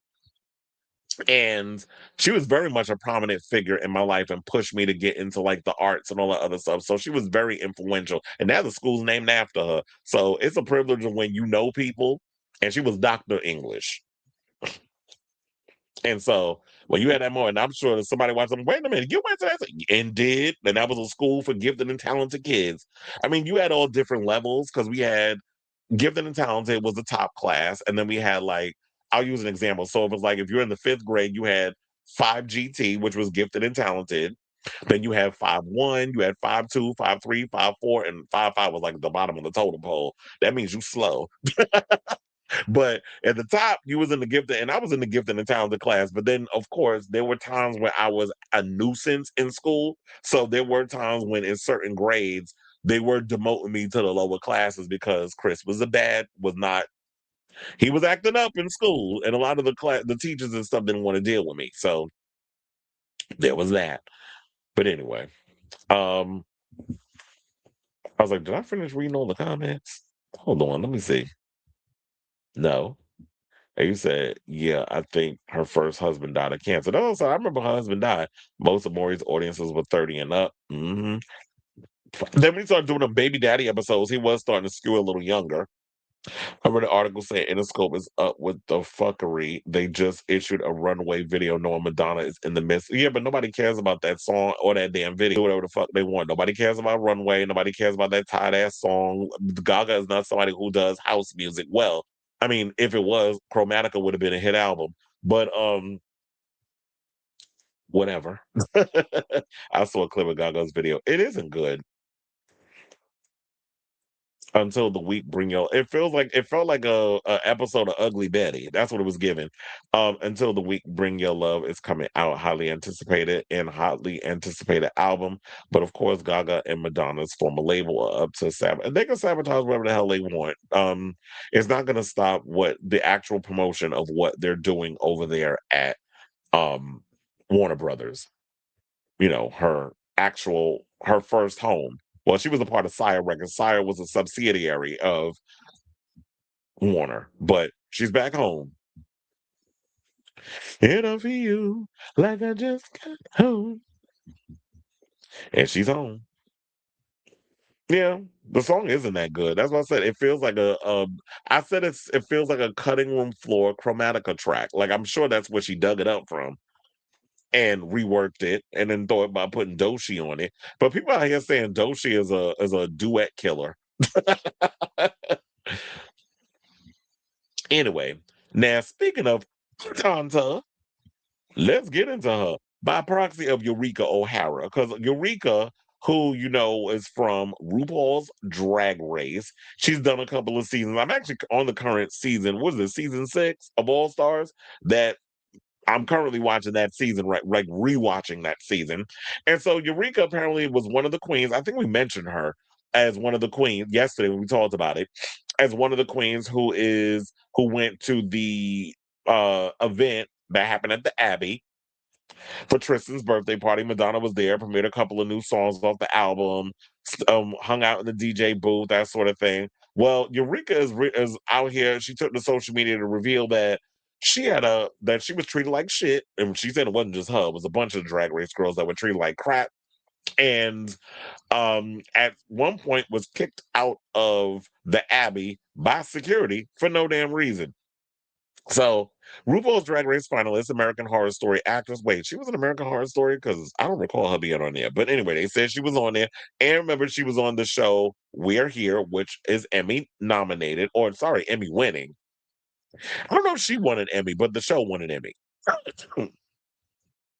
So Eureka is alleged that over the weekend she was forcefully kicked out of Madonna's Confessions 2 album teaser event at popular West Hollywood LGBTQ plus nightclub, The Abbey. The drag star shared several videos and photos of herself inside the event, including one that showed an alleged altercation she tells Entertainment Weekly unfolded after she was treated like trash at the door of the venue, which she attended alongside Drag Race All-Star 6 winner Kylie Sonique Love and popular drag entertainer Luscious Massacre. I've been noticing Luscious Massacre been everywhere as of late. We can escape that queen, but I mean, not that I'm mad, but I'm just saying every time I turn around, I'm hearing this damn Luscious Massacre is all over the place. But anyway, so Eureka alleges that there was an armed security threatening violence, who then eventually escorted me through the bar. She said she was pulled into the booth along with Luscious and Kylie and later transferred in the booth several times more than after attempting to move. Eureka alleges that this was done to be more aesthetically pleasing once Madonna was on stage until she was removed completely. Why? Because Eureka's tall and fat. And so you're thinking like because Madonna's base is so damn petite, she is a little old thing that having Eureka in the background. And funny enough, people saying Eureka was there, but I didn't see in any of the video footage that they were showing. And remember, this is ironic because in the episode of All Stars, when they had to do the Super Bowl thing, Eureka actually played Madonna. That's the funny part of all of this. And here she treated like shit at a Madonna event. Excuse me. This damn cold is kicking my ass.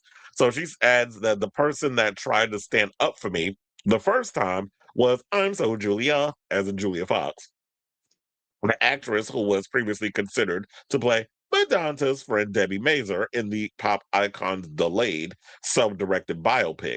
Now, in videos Eureka shared from the event, she can be seen standing in an area. I don't want to play it because it's music and stuff, and I don't want to get demonetized. Depending on, even though it's like a beat, who knows whose track it is? Because I don't want to get be like, oh, that's copyright, and then I gotta edit it out. But if you go on Eureka's Instagram, you can see the videos.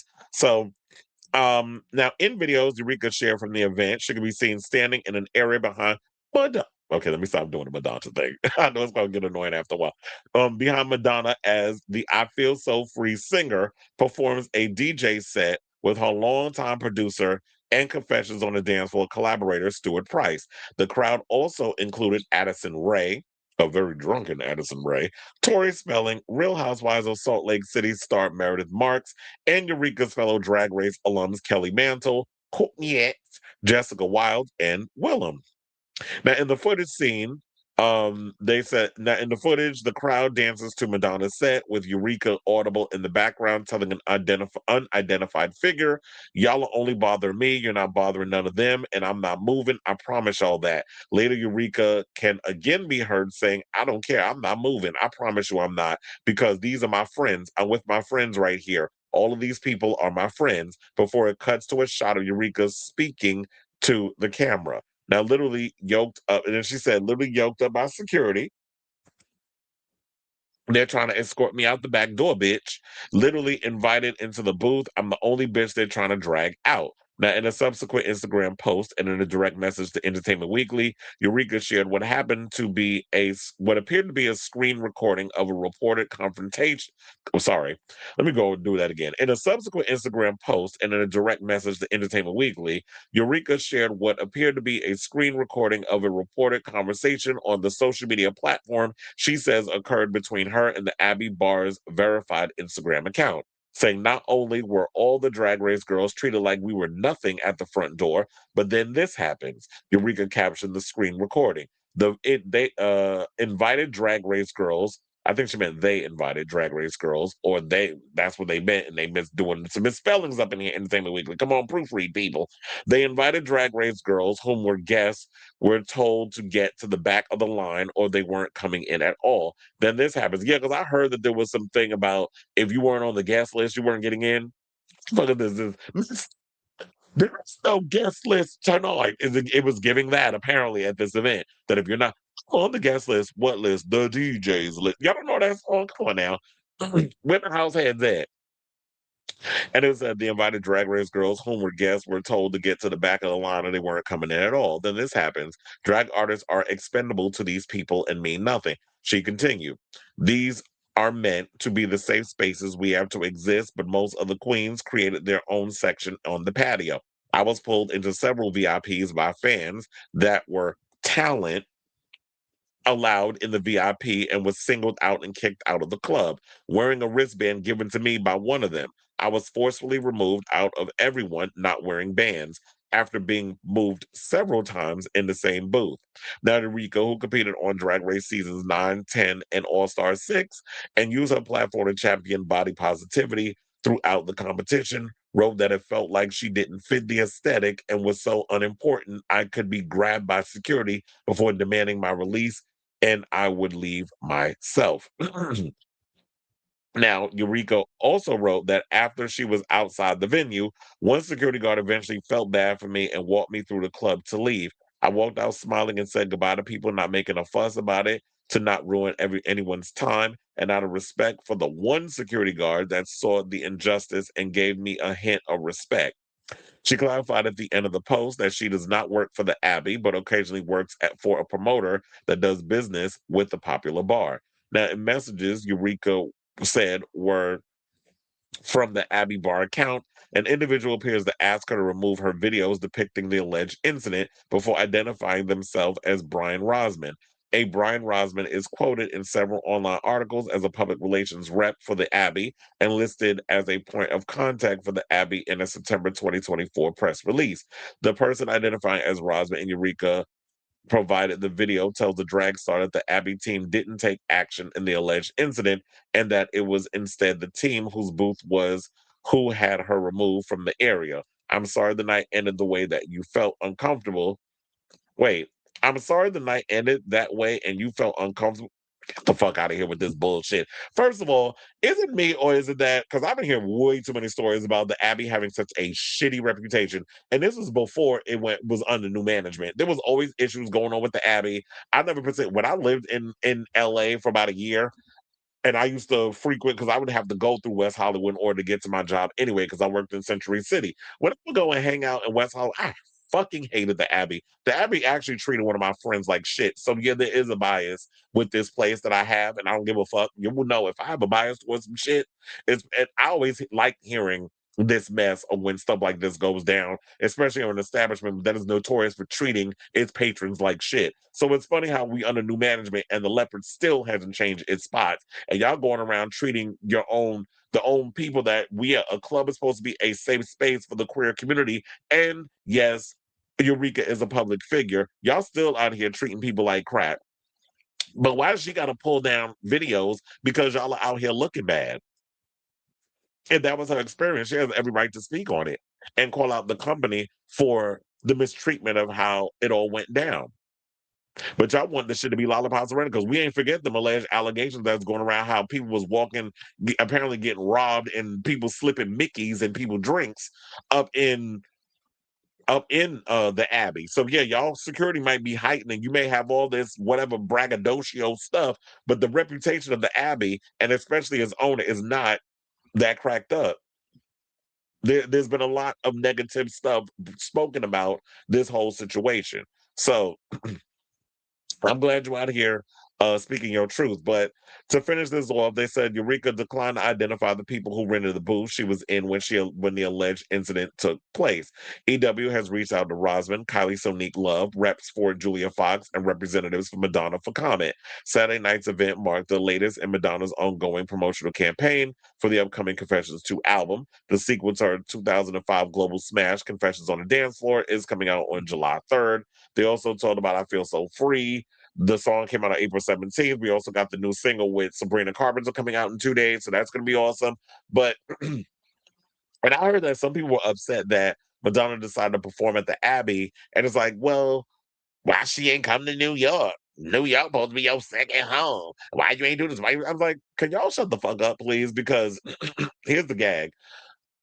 This is this is the beginning of the rollout of the album. The album is coming out in July, a day before the 4th of July, Independence Day. July 3rd is when the album officially drops. In the meantime, she's going to be jumping around in different places and do the whole, excuse me, Club Confessions thing. So we could definitely see Madonna, of course, making a stop in New York. Word on the street is there's supposed to be an event happening this weekend in Brooklyn. Who knows? She may stop at that event. Also, let's not forget her other home, London, where the album was recorded. She's going to, of course, do something over there. So I do believe she will be jumping around to different places to promote the records, making appearances in clubs where they'll be doing DJ sets and all that stuff. So it's coming. You got to give people a chance to do what they got to do. So shout out to you, Eureka. Sorry this happened to you. And continue to speak your truth. If this club don't want to work with you ever again, oh well, there's thousands of other damn clubs in West Hollywood and beyond that would likely love to have you there for a situation. But yeah, we can't just be thinking that just because you're a gay establishment that you could just treat personalities or people in general like shit. And then you're worrying about your reputation. So you telling people to take something down. You can suck my dick from the back. That would have been my answer to that motherfucker that said what he said to tell her to take me. If I was her and you gonna tell me to take my damn video down, you can kiss my entire ass in Macy's window. That's my response. So on that note, I definitely want to hear from y'all. What do you guys think of this story regarding this incident that Eureka said went down at the Abbey during the Madonna event? How she was subsequently kicked out, that y'all invited her into the booth only for her to be treated like a piece of shit. So, and she's speaking on her experience, and apparently the people over there at the Abbey is mad because y'all got some negativity put on an event that you feel like should have been a positive one. Well, if that's the case, you need to treat your staff to do a little better in regards to how they treating the people that's in the club. So let me know what you guys think of this story in the comments down below.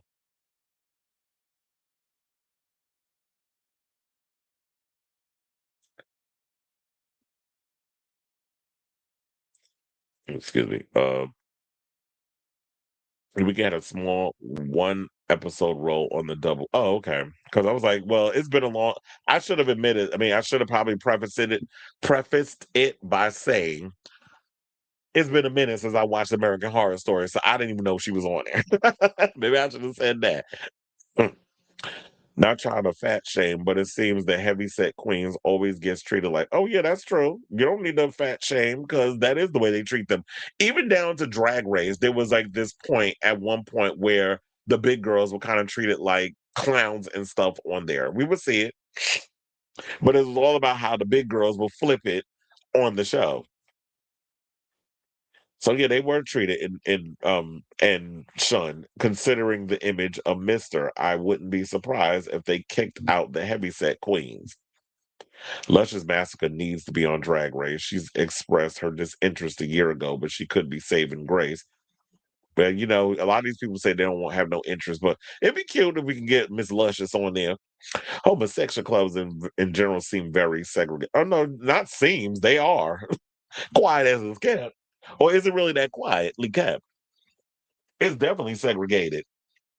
It's been this ongoing conversation with those of us. Well, luckily enough, back in the day when I was going to clubs, it was very much like integrated. Like you could see all different types of people in the clubs and this, that, and the other. So that's why I love going to Splash and so many other clubs back in the days. But now it does definitely feel a little more segregated. It feels very much like people act like they shit don't say. That's why I like going to certain establishments. If I do want to go to clubs that are more integrated, I usually go to Brooklyn. So I go to like $3 bill and stuff like that, where it's more like the hipster clubs and more of the Brooklyn, more of the people in Brooklyn, a little more edgier, a little more artsy fartsy, and a little more crazy in they whorishness. They got a little more edge out in Brooklyn. Wait, hold on, I got to blow the nose again.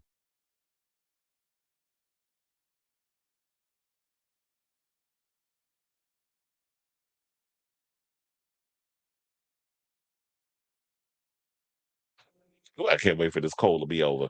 So, but yeah, I don't really do the whole club thing. I mean, I like bars and stuff, but every now and again, if it's warranted, depending on if I know somebody that's going to be performing at an establishment, I would go to a club. Basically, a bias towards heavyset people because it definitely feels that you have to have a certain weight and look. Well, especially in West Hollywood, of course. That's why I was like, when I lived in LA, I knew I had to maintain a certain body type in order to be accepted or to even be desired and living, living in LA, which is why if I couldn't get to a gym, my ass was walking around, hiking, doing all of that stuff. That was the gym for me if I couldn't get to one. So there is this overall pressure of how I'm trying to keep a certain aesthetic, especially like when I was at one point living in West. Well, I wasn't living in West Hollywood. I was living in Silver Lake, but and I was like maybe from a 30-minute bus ride to West Hollywood. So yeah, that's how I would just maintain my figure and stuff there because I was going to those establishments, DTLA and all those little clubs out there. Will you be attending the Brooklyn event? I would use your press privileges to get in. I should probably go, but I do have to work on Saturday, so I'm going to try to see if I should go. I'm also trying to see if I'm going to do the whole All Stars thing. Um All Stars 11, that premiere is supposed to be coming up, so notice Ginger won after shit. Yeah, that's what we were saying. I was like, we see how y'all be doing. Y'all will never give a big girl a win over there on Drag Race. Ginger had to lose weight in order to be accepted. There's still no big girl winner on the American franchise, regular season or All Stars. Ginger Minj won when she was finally skinny. That's why I said at when I saw her at the season 18 premiere, I don't know why I was like, it's bag of chips. Like I thought it was somebody else. I didn't even realize. No, my friend was like, that's Ginger. I was like, oh, my bad. And because she was in full makeup, but she had on boy clothes because she had gotten to the establishment. She was going to change into her outfit, but she was the face was beating everything. And I'm sitting there looking at her like, child, I thought I was bag of chips. He's not because he double booked and the Brooklyn event was just announced this week. So it was too quick to call out of work. How I know it's official, Bradley Stern of Mew Muse and New York Gay Media is hosting the main Brooklyn event, which means that by the time I get out of work and I'm trying to get over there, that line's going to be looking like the line in fucking West Hollywood. And I'm going to be like, I ain't going to be able to get in. I'm going to be tight. He said, "Go to the damn doctors, get a Z pack and antibiotics." And yeah, I haven't been to the doctor in a minute. Even though I have a doctor and I have insurance and all that stuff, I do need to make an appointment because I don't know what happened. It was like I went to work that damn double header at City Field, and I was outside, and yeah, it was a little cold, and I had a coat on, but I think with that constant wind that was just going the whole time, like literally 8 hours, I'm standing outside. I think it just hit me, and so by the time the day was over and I was heading home, I noticed my throat started getting sore. So I'm like, well, I'm sick. So I took some Metamucil. They have the day pills and the night pills. All right. So now let's get to our final topic. Now, speaking of queens, who should do All Stars, since that's what we was talking about. Let's talk about Saphira Cristál. So Christera, Saphira Cristál is back in the news. So shout out to her.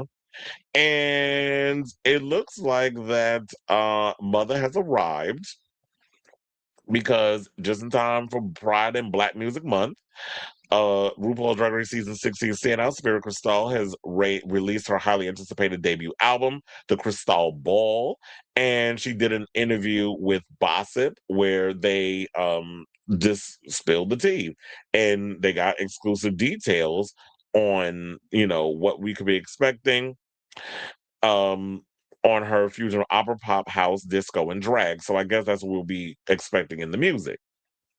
So he said it was actually supposed to drop a week after the finale last year. This is what she told Bossum. And I was just not in a place where I was happy with the sound. And I said, you know what? We're going to take some more time. I think it's very important that if you're going to put out art into the world, that you let it breathe, you let it grow, you let it become what it's really going to be, not just according to plan.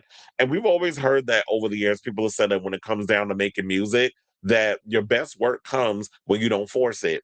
Because you'll hear some people like, oh, I was trying to, I have normally have this thing and I be trying to force the thing. And it's like, no, when you force it, you're not going to have the best work. So take some time, record when you feel the need to record, and then walk away from it, let it marinate. And then, the ideas, excuse me, will eventually come. So now the decision led to a complete reworking of the album. Most of the tracks have been re-recorded, remixed, and remastered. Now the final product is cohesive and cinematic, flowing with a mix of classical drama and club-ready confidence. She said, now it flows in this way. I've added a couple of interludes to sort of being everything to bring everything together. And we added the remixes as well. Now we can do it and do what she did. Now, from the opera infused "Keep It Cute," which cheekily flips the William Tell overture to the sexy neo disco duet, I Believe, featuring Shea Coulee. The Cristál Ball is equal parts vocal showcase, confidence boost, and dance floor fantasy. She said, I have this deep classical background. I went to the Eastman School of Music for composition and opera, and I just wanted to make sure that my roots were in there because as much as I enjoy pop music, opera is where my heart lives. Now, tracks like Get Your Flowers open with the iconic flower duet and evolve into joyful grooves. Saying you hear me singing opera, there's probably a bit of operatic technique that I use in every single track here. But the real thing is that we really want to do is how can I use my knowledge and my deep roots and infuse music in a way that kind of brings people back to classical music. And then she said that classical music and how that and queerness goes hand in hand, saying that as entertaining as it is, and as much as we're in drag, we look fabulous, we sound fabulous, the music is great. We're also telling a story about the origins of opera and how queerness and opera have always been simpatico.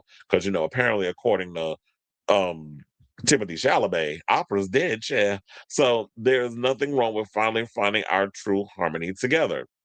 So then they told about one of the most powerful moments of affirmation came from the queen herself, RuPaul, where she said at DragCon, she just told me you will work forever. If you want to work, you'll always work. You are what it's all about. And when she said those words to me, I just thought to myself, you know what? I'm okay because I was feeling a little down. And she said, you are what it's all about. You're funny. You're so smart. You get it. You understand this whole thing that was really special to me. And the thing is, yeah, when you look at someone like Saphira Cristál, she is definitely talented. She's very much gifted. And we was all well, I would say I was, and it might be a bias there because once upon a time one of my close friends lived with Saphira, and me getting to meet her when I took that trip to Pennsylvania during her season and having a moment of getting to know her, she is a phenomenal person. So seeing this glow up for her is awesome, but I definitely would love to see her come back to doing an all-star season because I was rooting for her to win her season, but y'all gave it to Nymphia. Okay, whatever. But yeah. So y'all gave it to Nymphia. That's all I'm gonna say on that. And now she told about her Vegas life and a potential all-stars return. So Apparently, in case y'all didn't know this, Safira is living currently and working in Vegas as a headliner in drag RuPaul's Drag Race Live and loving every second of it. And said it's been really a lot of fun. There's a hot tub over here in the apartment and a pool, and it's just been sort of like, I don't know if I would say summer camp, but kind of like summer camp. She said we usually call Drag Race summer camp because that's what it really is, honey. That's boot camp. It's it is this is summer camp. This is fun. Now they did ask her, would she come back for All Stars? She said, if all the stars align, yeah, of course. I love Rue. I love the show. I love everyone on the show. When I returned to step down as Miss Congeniality, it was like being back home. But if she returns, she said that she's coming correct and said, when you give all you give, when you give what I gave, you can't go back and just be like, you got to be ready to give something. That's the thing about being Safira. You always got to one up yourself. If you do your 100% best, then nobody can shake you. So the Crystal Ball album is out now on major platforms. So if you have Spotify and Apple Music, you could definitely listen to the album and all this stuff. I haven't heard it yet because I didn't even know the album was out. But now that I know that it's out, I'll definitely give it a gander. Um, and so yeah, so shout out to you, Safira. We'll be rooting for you over here, and hopefully we do get to see you back on Drag Race because you definitely deserve your flowers, sis. So I say all this to say, what do you guys think of this story regarding Safira Cristál? Would you like to see her back on All Stars? And also, have you heard the new music and all that good stuff? So whatever, and have you seen it on RuPaul's Drag Race Live? That's the one show I haven't seen. I really hope that because like with Magic Mike, now that that's about to be on Broadway, I would love to see them get the opportunity to bring that show over from Vegas to New York, so that way we could see that like how they do that show out here. Unless with these old ass stages, sound stages and studios, whatever the case is, these theaters, they aren't as up to par as some place like the RuPaul's Drag Race place where they have like they're far more advanced in how they could put a show together. So maybe the theater department need to catch up on all that. But anyway, let me know what you guys think of this story in the comments down below.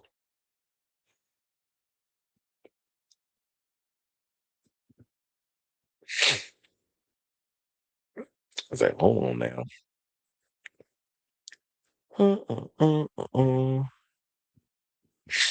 We're not in our 20s. Sometimes we need stronger drugs to fight it because in our 20s, colds came and went, never stayed like a damn hotel. I'm lucky I don't get sick very often. I had 2 flu shots last year. Well, I had a flu shot. Artist was told by Daniel EK to keep feeding the algorithms. Your fans don't want you to live a life and go away for a few years because you're replaceable to the algorithms.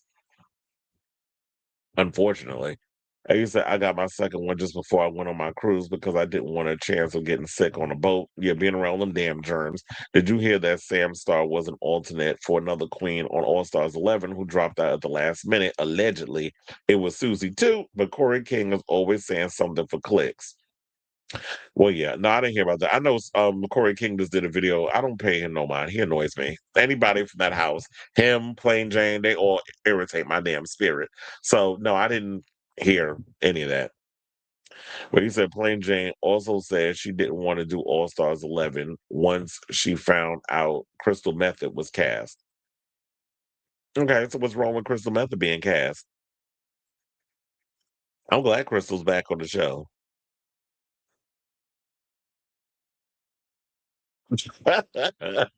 Not Corey and that long ass head always irks me. It's like y'all are just a bunch of damn trolls. And I guess it's cute or whatever what y'all do on y'all show, but it's funny how we're irked by Corey King and Plain Jane, but we live for Mistress. Why is that? Because it's like Mistress is messy and shady, but she does it sort of like with a wink and a smile. She was intimidated by Crystal because she would have probably gotten Ginger Min's treatment.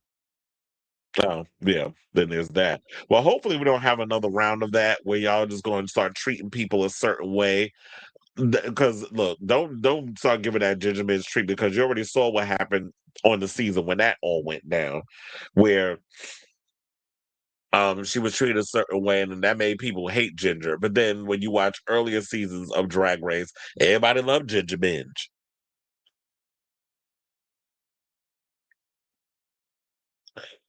All right, y'all. So anyway. All right, so now we're down to the end of the show. I want to thank you all for tuning in to the latest episode of Chris Avalon Unfiltered. If you have not already, hit that like button, smash the notification bell, hit that subscribe, all that good stuff. Share the show, hype the show, do all the things to help push the show out there in the algorithm. And yes, Rue does love Crystal because he had that DeBarge hairdo, but now the hair's a lot longer, so you can't even go by the whole DeBarge thing anymore. So hit the like, subscribe, all that good stuff. I'll be back with a brand new episode, so look out for that. Love you all for watching. Thank you for your continued support and for y'all to be keying with me in the comments. And until next time, not the Elder Barge mullet chair, even though he didn't even know who that was. But anyway, until next time, y'all. Ciao, darlings.